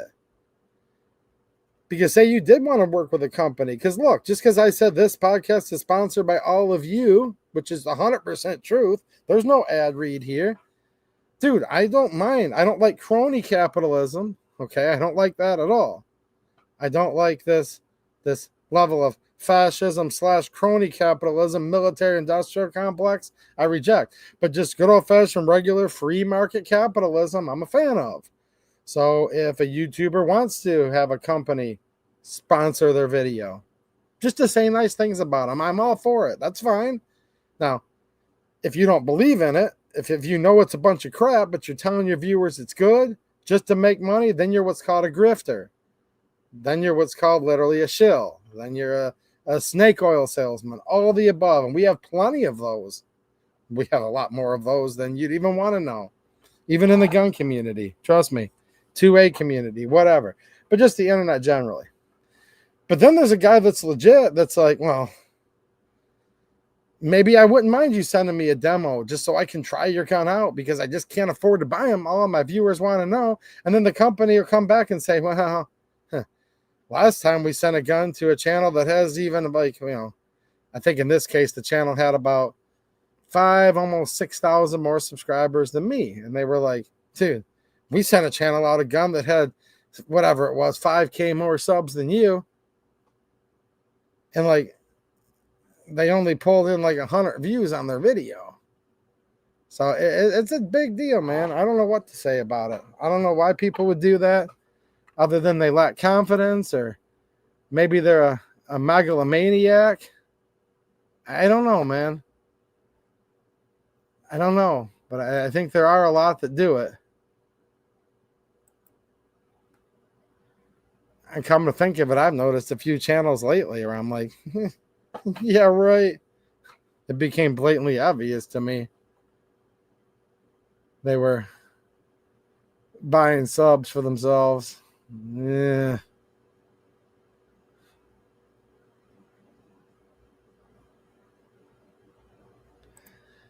Daryl 7, no checks, no cards, cash only. Yes, I do appreciate cash as well. Trust me.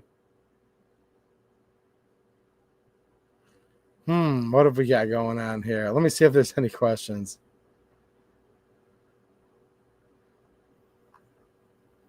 Vulcan Rumble is here. What's happening, Vulcan?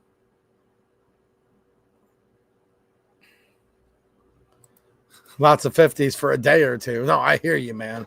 Like, I'll have them, but just as I try to look for Ulysses S. Grant, I'm like, oh, wait. Grant's gone, and now it's another dead president with a beard. The old Abe Lincoln. Probably one of the worst presidents we ever had. What's happening, Fun to Learn? Nice to see you, man. He says, just shave a circle for the mask and keep the rest. You might just start a new trend. Wow.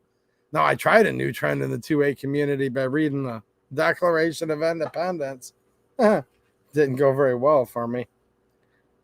I think I'm done setting trends on this channel. Trust me. Jane Locke, there she is. What's going on, Jane? How you doing? She says, I'm late to the party. Did you mention the 2A rally tomorrow? Yes, ma'am. Yes, I did. I shared it on Facebook because I don't know if those guys have it on Twitter or not. But if somebody can still get the flyer over to me tonight, I'll share it again on other places. Yes, I did, Jane. Nice to see you. I hope you're doing good. Jane's been up to the Capitol with me maybe once or twice or 10 times. Right, Jane? What's up, Jason? How you doing, man? I hope you're doing good, too. Channel member, Jason Biseko. Dude, I don't know how ammo is still as cheap as it is right now. Do you know all these tariffs that have been put in? Those have all taken effect now, from what I understand. Like some of the deals on stuff I've been posting just today, the last couple days. If you ain't been to my locals for a while or my X page, make sure you look, because some of it's like, whoa. Am I back in like, I don't know, 2019? Yeah, actually, with a lot of these. And I don't know how it's possible. I guess it's just people just aren't shooting much. Right? Nah, I either need to shave off my whole face, or I'll probably ask my daughter if she wants me just to wear a mustache. It's not like I'm on here to pick up chicks or anything. Who cares, right?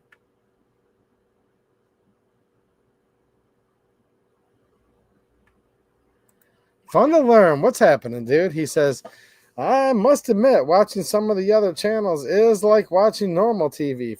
52% content, 48% ads. Now, I hear you, man. I hear you. Well, the title of the videos will suck you in. Breaking. 6-3 Supreme Court decision.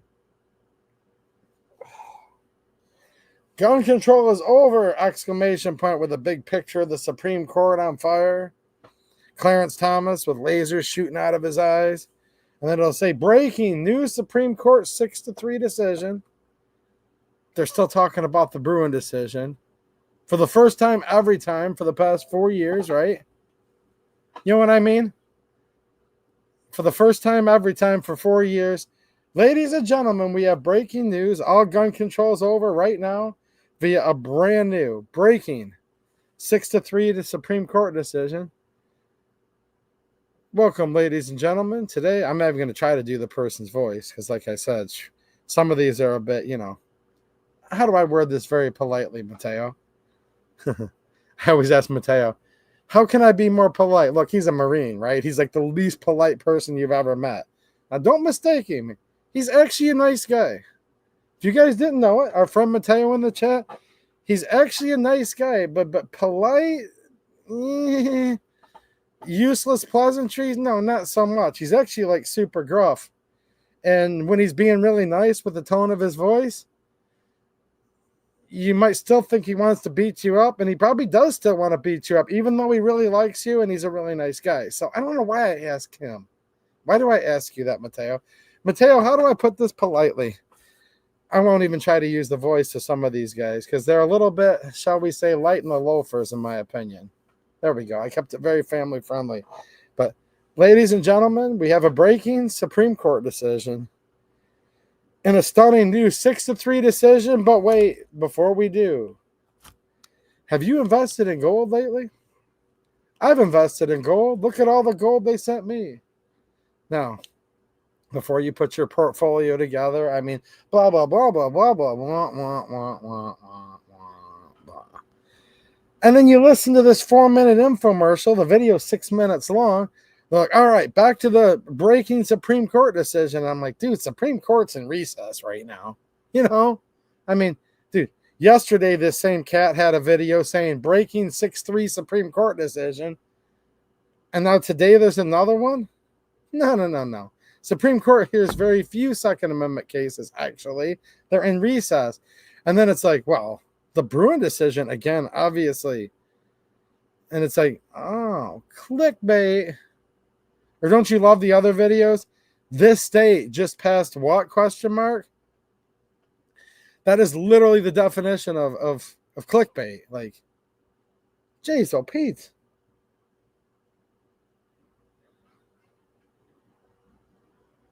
It's like you're getting passed around like you're a 2-cent WHORE. It's like, dude, at least elevate me to a $5 hooker. It's like, this state just passed what? Or the Supreme Court just passed what? Question mark. In a stunning 6-3 decision. Picture the Supreme Court on fire. Some of them, they're sitting there going like this on every video. They're looking up at it going. It's like, dude, it's weird about that. I mean, you guys know what I'm saying, right? They're sitting there in the corner, and the Supreme Court's on fire. Clarence Thomas's eyes are glowing. Breaking 6-3 decision. It's like, I mean, it is what it is. Wait a minute, what's this? Hold on a minute. I've had all kinds of very important people texting me today. We were literally like 15 minutes late starting the stream to talk to Representative Jim Desana, which was good, and that's what the first part of this live stream was about. If you're just joining, you might actually get some good info. But representatives aren't nearly as important as the lovely young lady who just texted me just now. She said yes. Wow. Did you guys hear that? I said, I'm not even on here right now for anything, but she said yes. No, it's true. Right here. She said yes. Because I said, I'm thinking about, because I do need to shave all this off. I said, maybe I'll go with just a mustache. I'm not joking either. My dad's always had a mustache my whole life. Kind of like this, and I don't think I've had any reason to just out and out tell him that like outright, but I've always kind of admired it. I think it's a nice look. Dude, I mean, seriously, what more could you want? It just came across my phone. She said yes. There you go. Wow, I'm in a good mood tonight now. All right, let's see if there's any more questions here. Jalapeno Prepper says, question. Did I miss one of yours? Now, keep in mind, StreamYard only shows me the top chat, right? Now, every once in a while, I'll do a video on YouTube. I'm like, guys, make sure you check out my locals. And if you'd like to help support the channel, check out the description. Well, yeah, because like this is a grassroots channel and it's hard to be able to afford to do it. And YouTube is just shoving so many ads into the videos now. Have you guys noticed that? Like on all channels. It's not just the ad reads that YouTubers do, but they're just shoving them into like I was watching an 8-minute video earlier and there was 5 or 6 advertisements that YouTube played during it. No, I'm kind of in a good mood tonight too. The cooler weather's a little bit nicer. That's true. Okay, let's see here. What's happening, Bill Alexander? How you doing, man? Rosie, what's happening, Rosie? Says, I have a Ruger Security 9. Okay, the more I use it, the more I hate any recommendations on a midsize. Apparently, I have bigger hands for a girl. Okay. Yeah, the Ruger Security 9 is not all that big. What do you think about the micro dagger in your hands? That fits excellent. Taurus G3C and G3 fit my hands really good. Well, G2C as well. Just the G3C is kind of a little bit of a newer version, right? Dude, if you're following the deals, Jason, that I've been posting the locals and X lately, that's not a problem right now. There's some really cheap American makers. Like some really, really good ones that I can't just promote here because of the terms and conditions.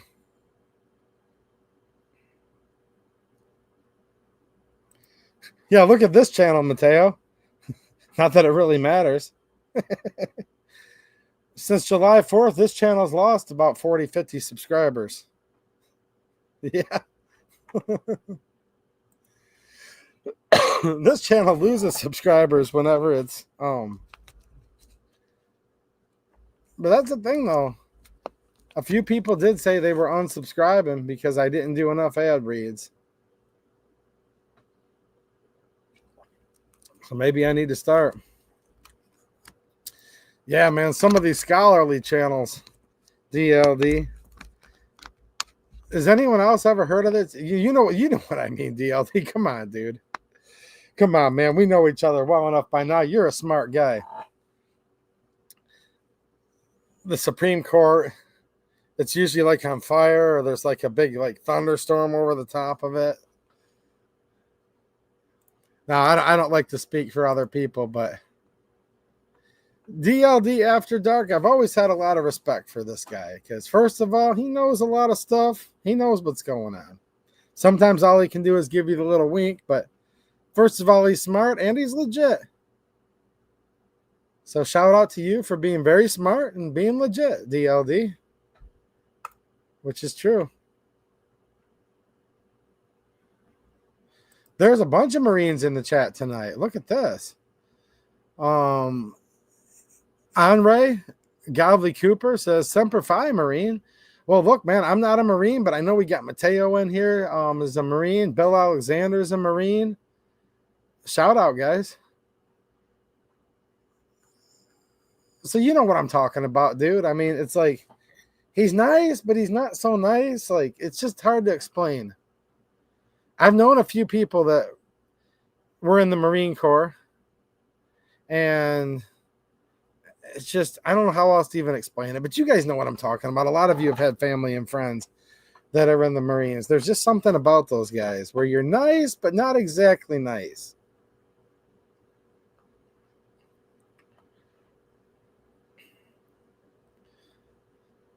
And now they're going to want to beat me up for calling them nice. I get it. It's okay.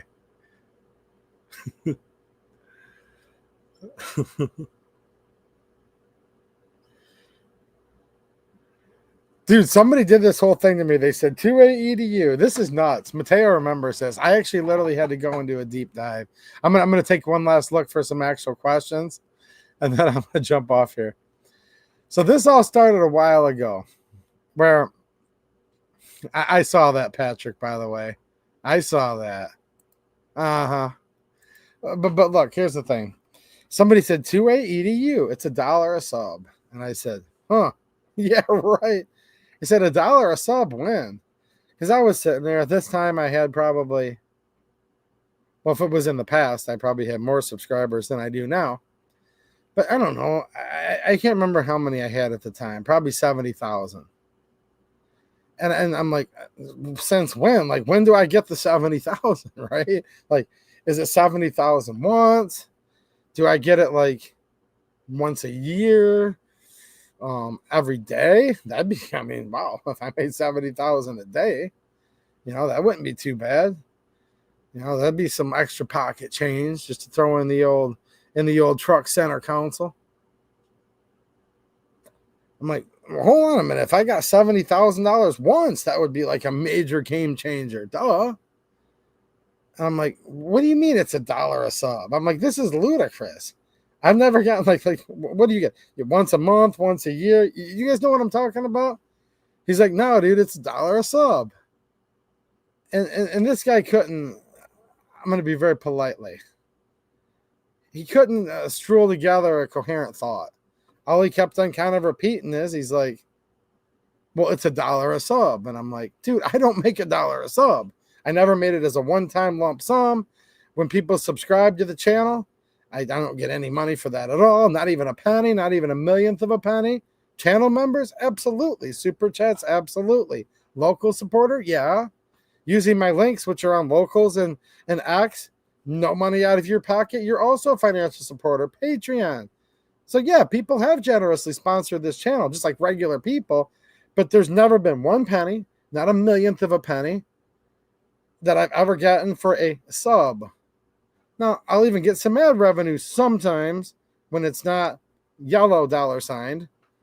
But here's the thing, though. One more quick thing before I forget. I do not run ads while these streams are live. There may or may not be ads on replay. That's up to YouTube. But I purposely turn them off. While it's live, you should never see an ad while it's live. On replay, maybe, maybe not. It's a crapshoot. They usually give me the old yellow, and that pretty much means you're screwed. I won't get my $1.20.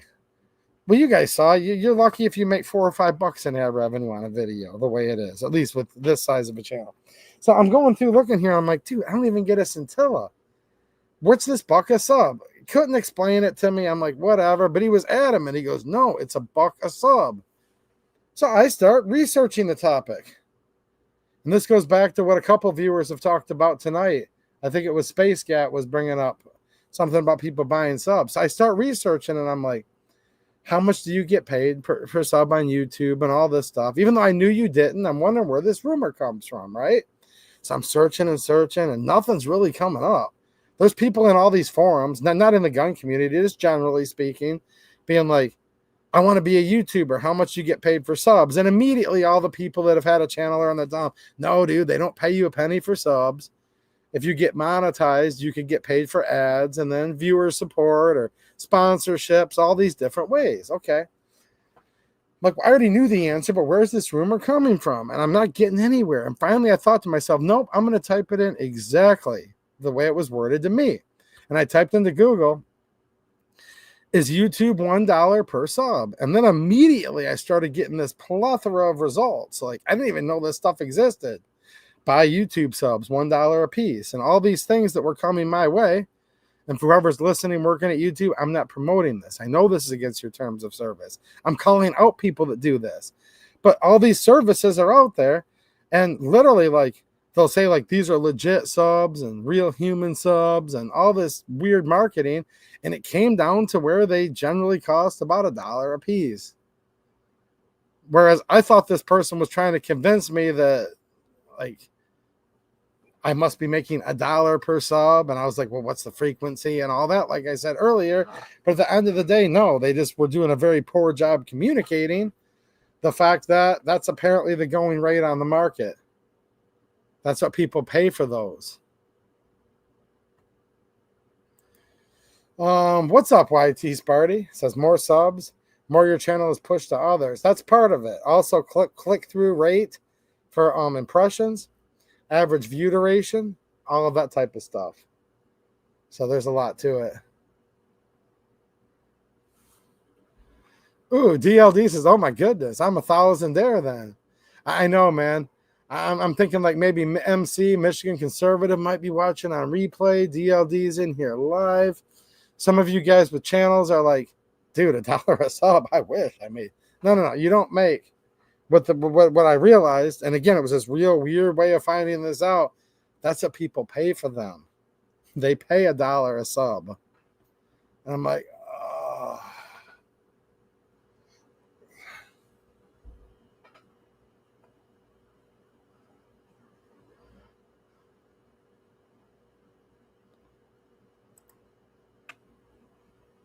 Ooh, Mateo says, I think the outro to every stream should be the scrolling text of the Declaration of Independence. Maybe, actually. That'll separate the men from the boys around here. I do know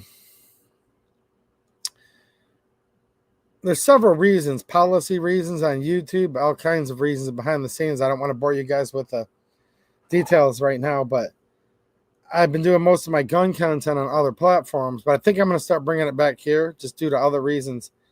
Things have changed a little bit, but so many people, man, came for the guns, love for the politics. I mean, it's a weird thing, man. It's a weird thing. Jalapeno says, I tuned in for a bit of time on Independence Day. Enjoyed your reading. Well, thanks, man. And trust me, guys, I'm not mad about it at all. I'm just literally telling you the truth. I'm just like, you know, like, what are you going to do? Like I said, literally when I brought it up last week, people left watching the live stream, went over there and unsubbed from that video just to prove a point. So probably by me bringing it up again this week, more people will unsubscribe from my Declaration of Independence video because it's just teaching me something. Whatever. Not going to teach me anything. Thomas Jefferson wrote it, and good luck getting the memo to him. It's like, okay.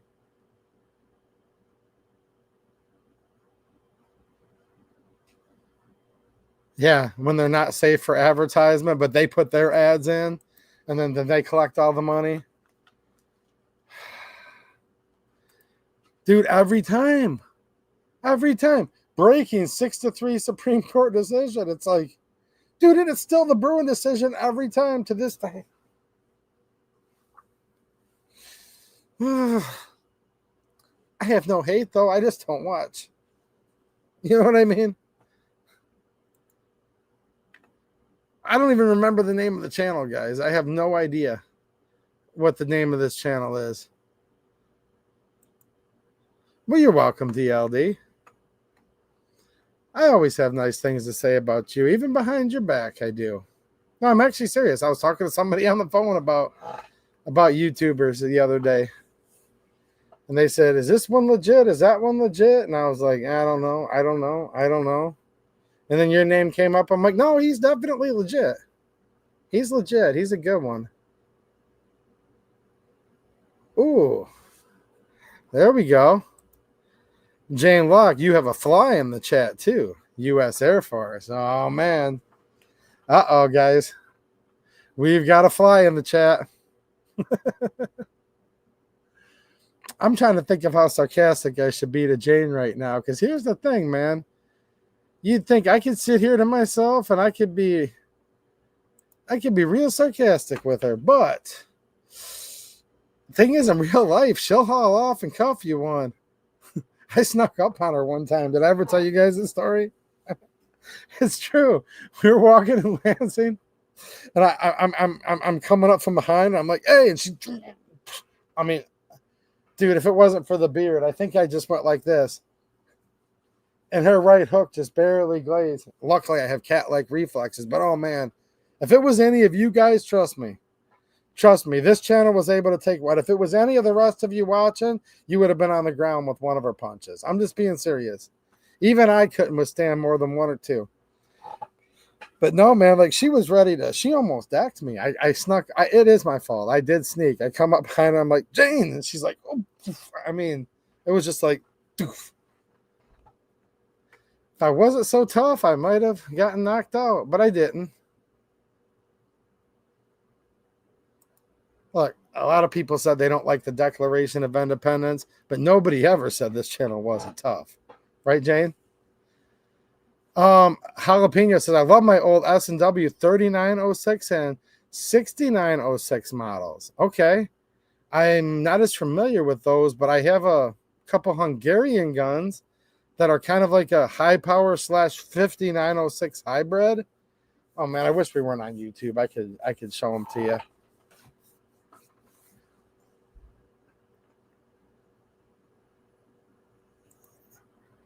Mateo, footnote, minimum price for quality subs according to the research from when that rumor began.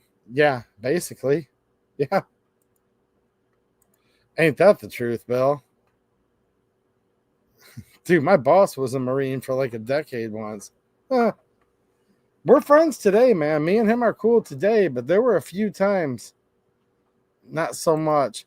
DLD, I have a question. What is your unicorn gun for rifle, subgun, or pistol? Well, there's something about the Sturmgewehr 44, the STG 44.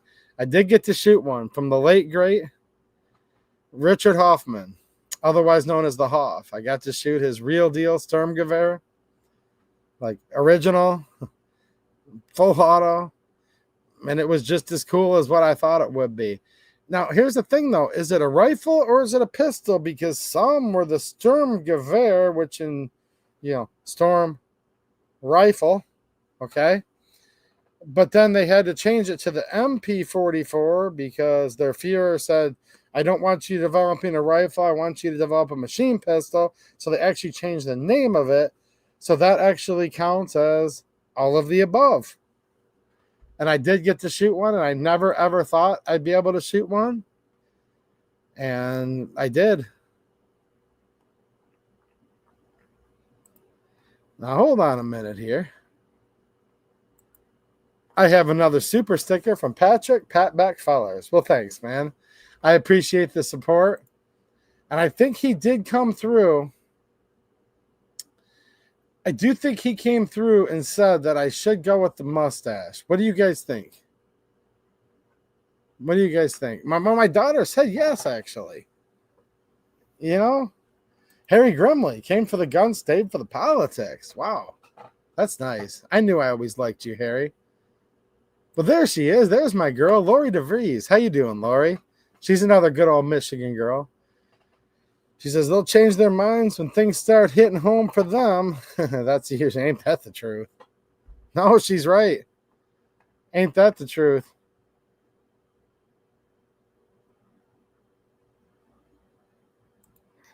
Freedom or death. Why do we have to stress over our constitutional right? Shall not be infringed has been stepped on for a long time now. I know. That's why I'm so frustrated. I just want to be left alone. That's all. I just want to be left alone. It's hard to find channels that just want to talk guns. Yeah? Is that what you prefer too? Is that what you're saying? I mean, there are some that say guns and no politics is literally part of their claim. So there are some of those out there. What's happening, Vince? How you doing? He says, what was the recoil impulse? So the 8mm Kurds, the 8mm short, right? And that gun on full auto, super smooth.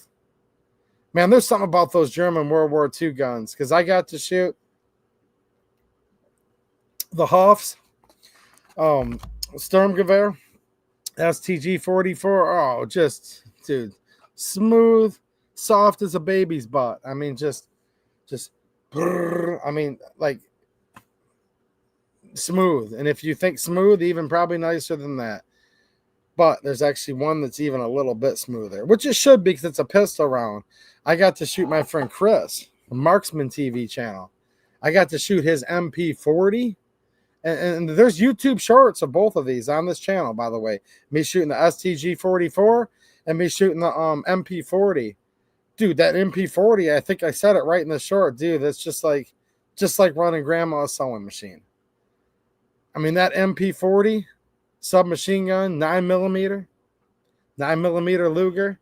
Oh, it's just like the smoothest thing in the whole world on full auto. Just an absolute pleasure to shoot.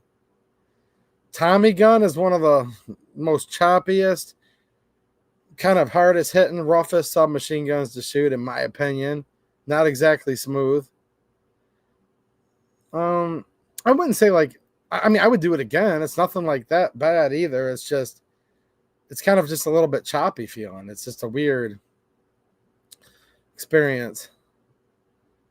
I do like shooting full auto AK though. That's fun. I've got to shoot PSAs a couple times.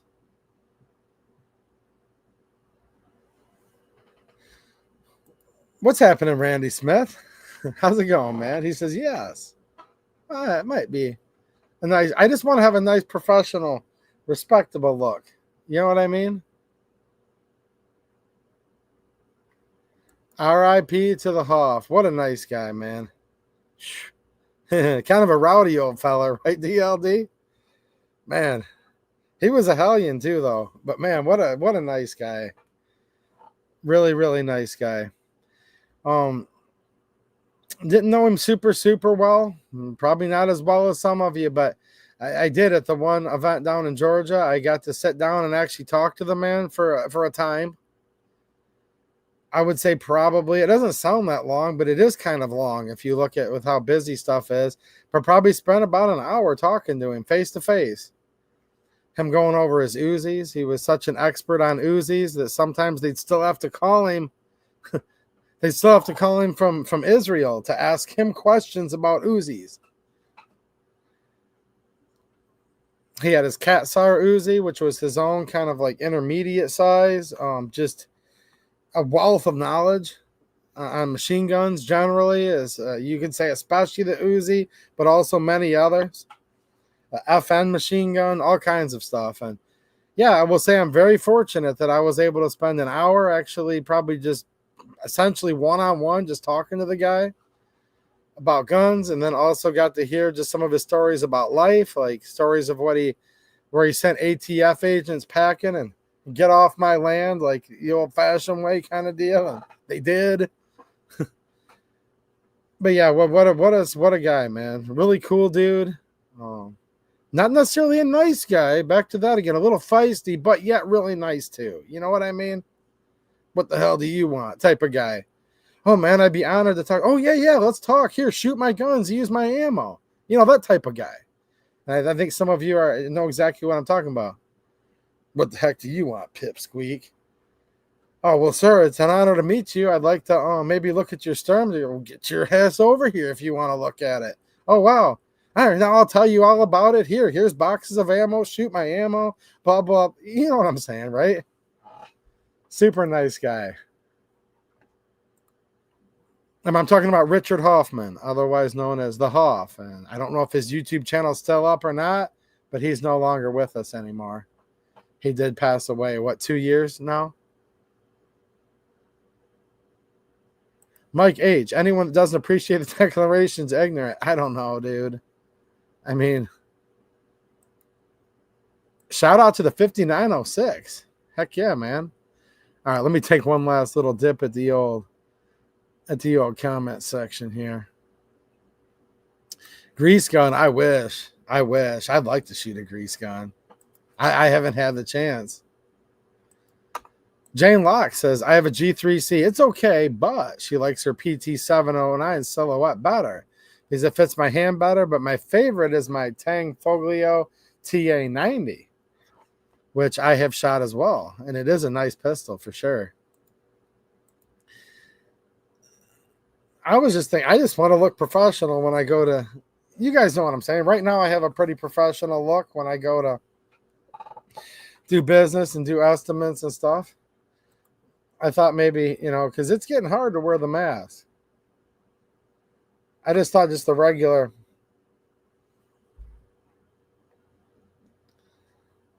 I don't know. We'll have to see, guys. We'll have to see. Freedom of Death says, much appreciation from the west side of Michigan. Thank you for doing what you do, brother. Cool, man. I'm going to jump off in just 1 second. Remember, if you live in Michigan, the first half of this live stream tonight, you need to get a hold of your representative the Speaker of the House, Matt Hall, this is Michigan we're talking here, and the committee chair, Sarah Lightner, and urge them, say you need to, or I want you to, or however you want to word it. Don't threaten them, nothing like that. When we say urge, we just mean urge. We don't mean use some common sense. I don't want none of you going to jail. But you just urge them and say, we need Representative Jim Desana's red flag repeal to get a committee hearing and a House floor vote. So all my Michigan people, please do that. Isaiah Robertson says, do you know if the CAMCK conversion kit is legal? So that's CAA. In some states, yes. I know there was big news today on the pistol brace rule in court. Unfortunately, we do have 50 states, and state laws may be different. So I have to go back to what I said earlier with my friend that asked about the forced reset triggers. I can't give you legal advice.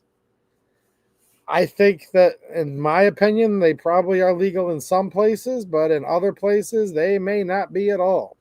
Okay?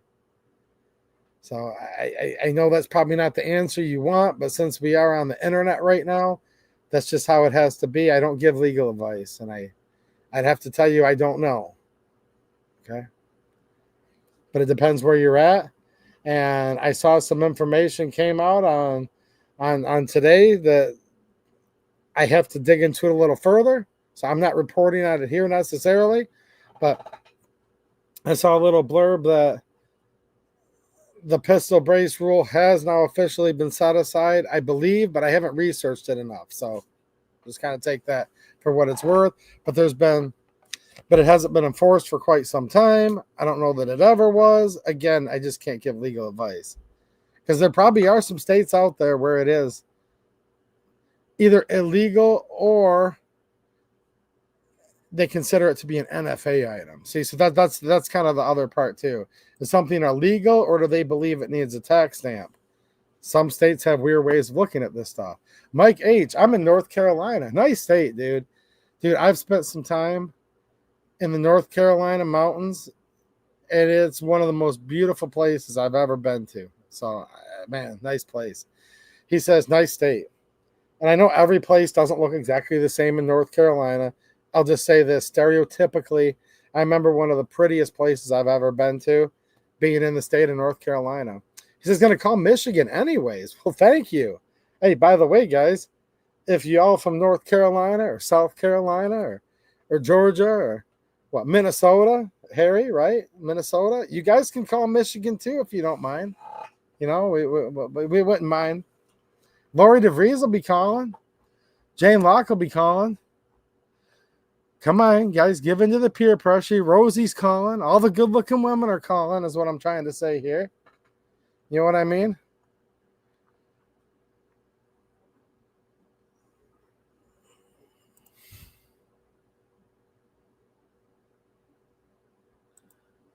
Yeah, well, yeah, I agree, Jane. Since Big Brother's making up the rules and the courts uphold them, the supremacy clause should reign supreme, but it doesn't. Yeah, dude. We should literally just say, like, dude, the Second Amendment says the right to keep and bear arms shall not be infringed. All of it's legal. That's what it's supposed to be. And that's what I talk about a lot. What's happening, Fluffy? Are you leaving, man? I'm looking at moving here soon. North Carolina is one of those states he's thinking about. I hear you, dude. I mean, I'm sure there's messed up areas in North Carolina. I'm sure every city has some state has a city with like a ghetto and a hood in it. And I get all that. I'm not naive, guys. But the parts of North Carolina I've been to, like driving through to go down to South Carolina, because I have spent time hanging out with people at Palmetto State Armory, for example, at their gathering event, at their various factories. And I'm good friends with the co-founder, Josiah. Really good people, by the way, at PSA. And I've come through South Carolina, and I've stopped here and there, and there's just some areas in the mountains. There's this one particular road, I always forget the name of it, where it's not really a freeway, but it's like a state highway, and you're going through like a national forest, and it's like super windy. And there's this one spot where there's like these big rapids coming down the one side of the road, like this white water type, like really cool like mountain river, and then you look on the other side of the road and there's just like this huge drop, and you can just see for like miles and miles and miles. And then the mountains are all smoky, as they call it, right? Like the smoky. It's all like, man, it's just beautiful. I don't even know how to explain it. And I'm sounding so ignorant right now. I can't even remember the name of the darn road. But I'd know it again if I saw it. And I need to figure out the name of that road so I can go back there again.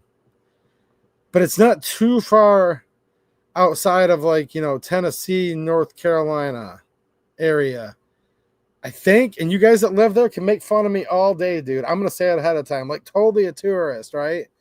But I'm like a respectable tourist. I'm not there like saying I'm a tourist. Look at me. I don't even go to tourist traps. What I mean by a tourist is I ain't from there, but I enjoy driving through. Blue Ridge Mountains, is that that's where like the more of the steeper ones are when you're coming down across to Tennessee? You've got like Knoxville, Tennessee, which I was at last year. Then you just keep going a little further and you're going to hit like Pigeon Forge area, right? Are you guys following me? You're going to hit that whole area. Then you just keep going down into the east a little more. And then you're in North Carolina. And I think that might be considered the Blue Ridge Mountains. Beautiful, though. Beautiful area. You guys are laughing. You're like, dude, no, it's not the Blue Ridge till it's this or it's. I know, I'm getting it mixed up. I know a nice area when I see it. I do know that much.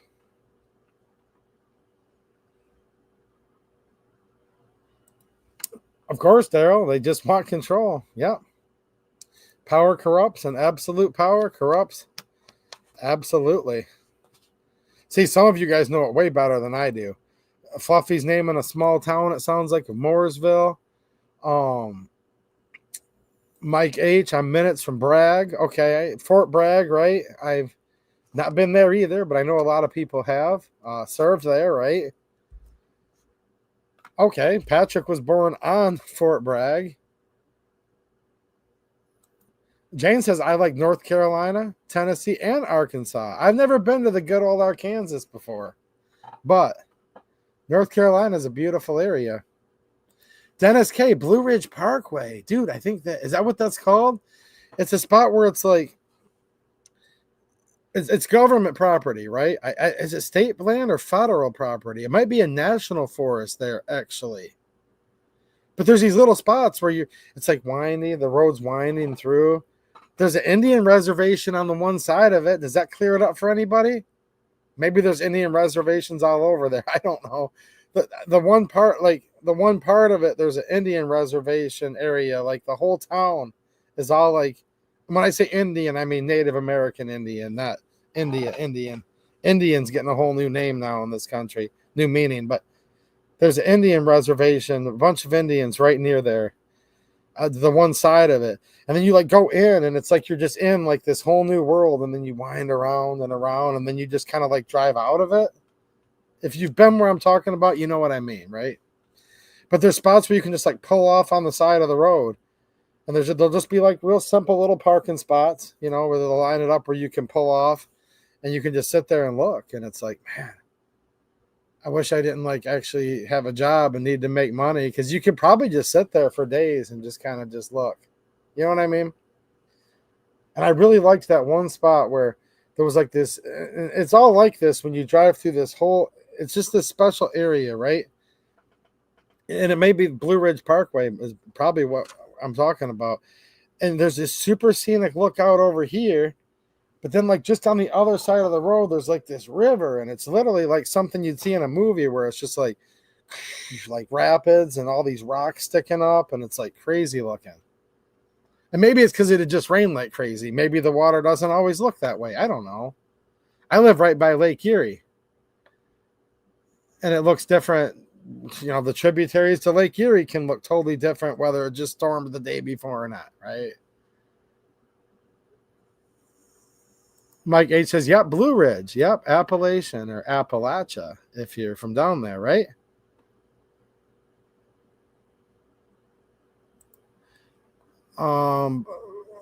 Paiska, is that how you pronounce it? National Forest. I'm going to take notes and try to look it back up again.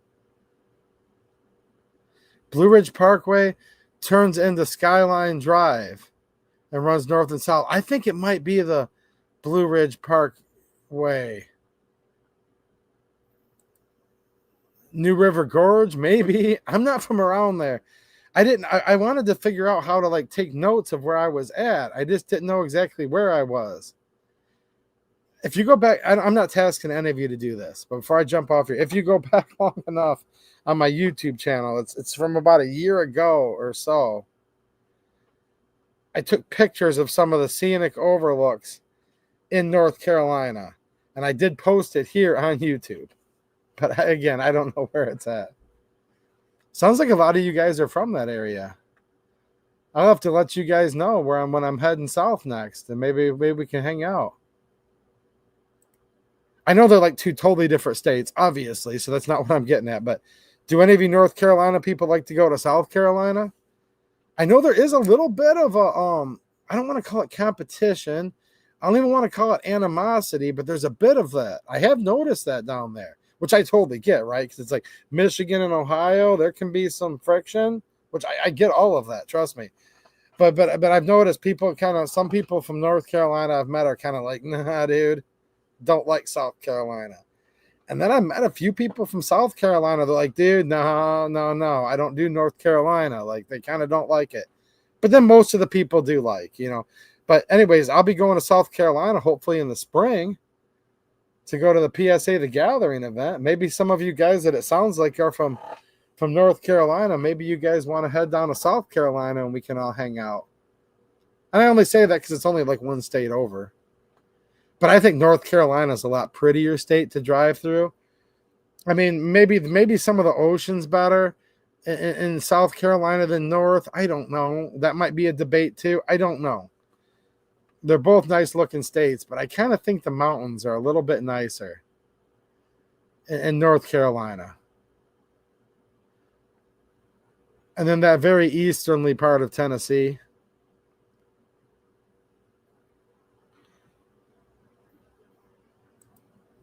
Republicans and Democrats, two sides of the same coin, as we said earlier tonight. Indeed. So you guys are talking about four-wheeling and everything. Yeah, man.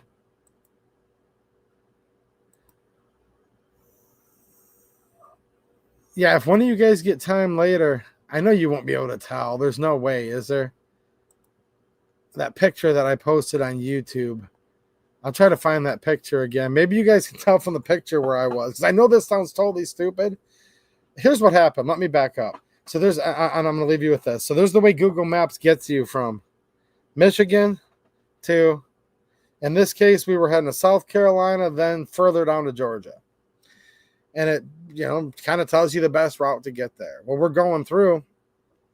All of a sudden there was an accident. And it said, go this other way. And it'll cut off like 2 hours. Now, normally this way would have been like an hour or so slower. And I've been down there like 8 times, but never taken this scenic route. This is the one I'm talking about that I really liked. I believe it was National Forest, probably the Blue Ridge Parkway and whatnot you guys are telling me about. But anyways, I GPS never sends you through there. And I can see why it wouldn't. Well, so we just veered off because we're like, dude, this is insane. Whatever other road we were on was closed.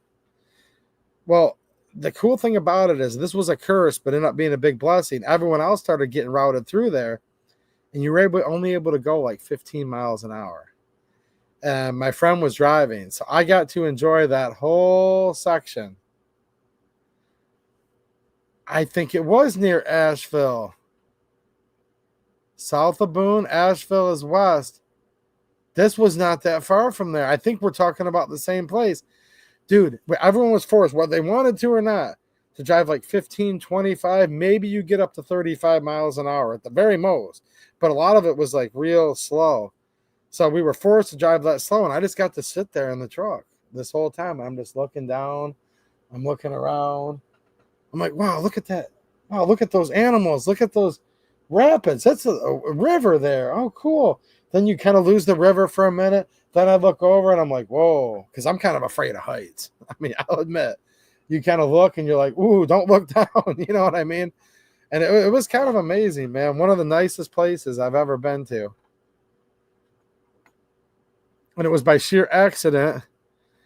And if I next time I can go down south, which I hope is this spring. I wanted to go this year. I haven't been able to afford to go anywhere this year. There's 3 events in the south I wanted to go to this year. Ain't been in none of them.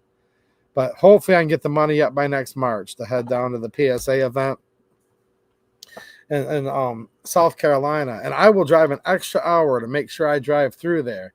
I just have to figure out exactly where the heck I was, if that makes sense. Because I was there by accident. Yes, Jane. It was 2 lanes, a twisty, turny, 2-row with, yeah, a lot of screaming turnoffs. Yeah, there were spots where you could pull right off. Yes. Yes. It was 2 lanes. Just a regular old, like, I guess you'd call it highway. Not really a freeway or expressway. Yeah. 280 Boone is a wonderful area, especially for tourists.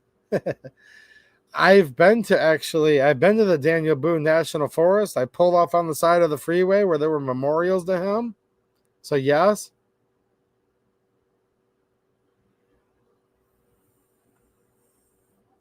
Dude, trust me, man. I probably couldn't stand all the big cities down there. Because really what it comes down to is you've got the north, you've got the south.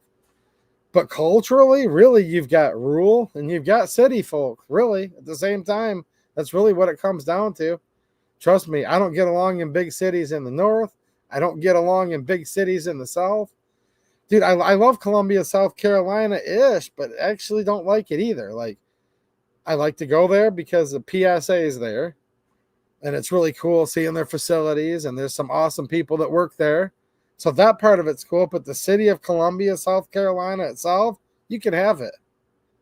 Beautiful state, no doubt. But the big cities, no, I don't like big cities in the north. I get it, man. He said it's Tardville. Sure, there's Tardville, and that's why, like I said, all these states have it. Now, some have more than others, obviously. But I just don't get along in big cities wherever the heck I'm at. Yep, Dennis K. It's a double yellow line highway. Well, here we were forced to go slow because, like, all the traffic was jammed up on there because of another freeway that was closed. And I lucked out. All right, well, I had a good time hanging out with you all tonight. And if I did miss your questions, I'm sorry, guys. I tried to read them as best as I could. And maybe we'll catch it next time. All right, I'll see you all again soon. Thanks for watching. And have a good one.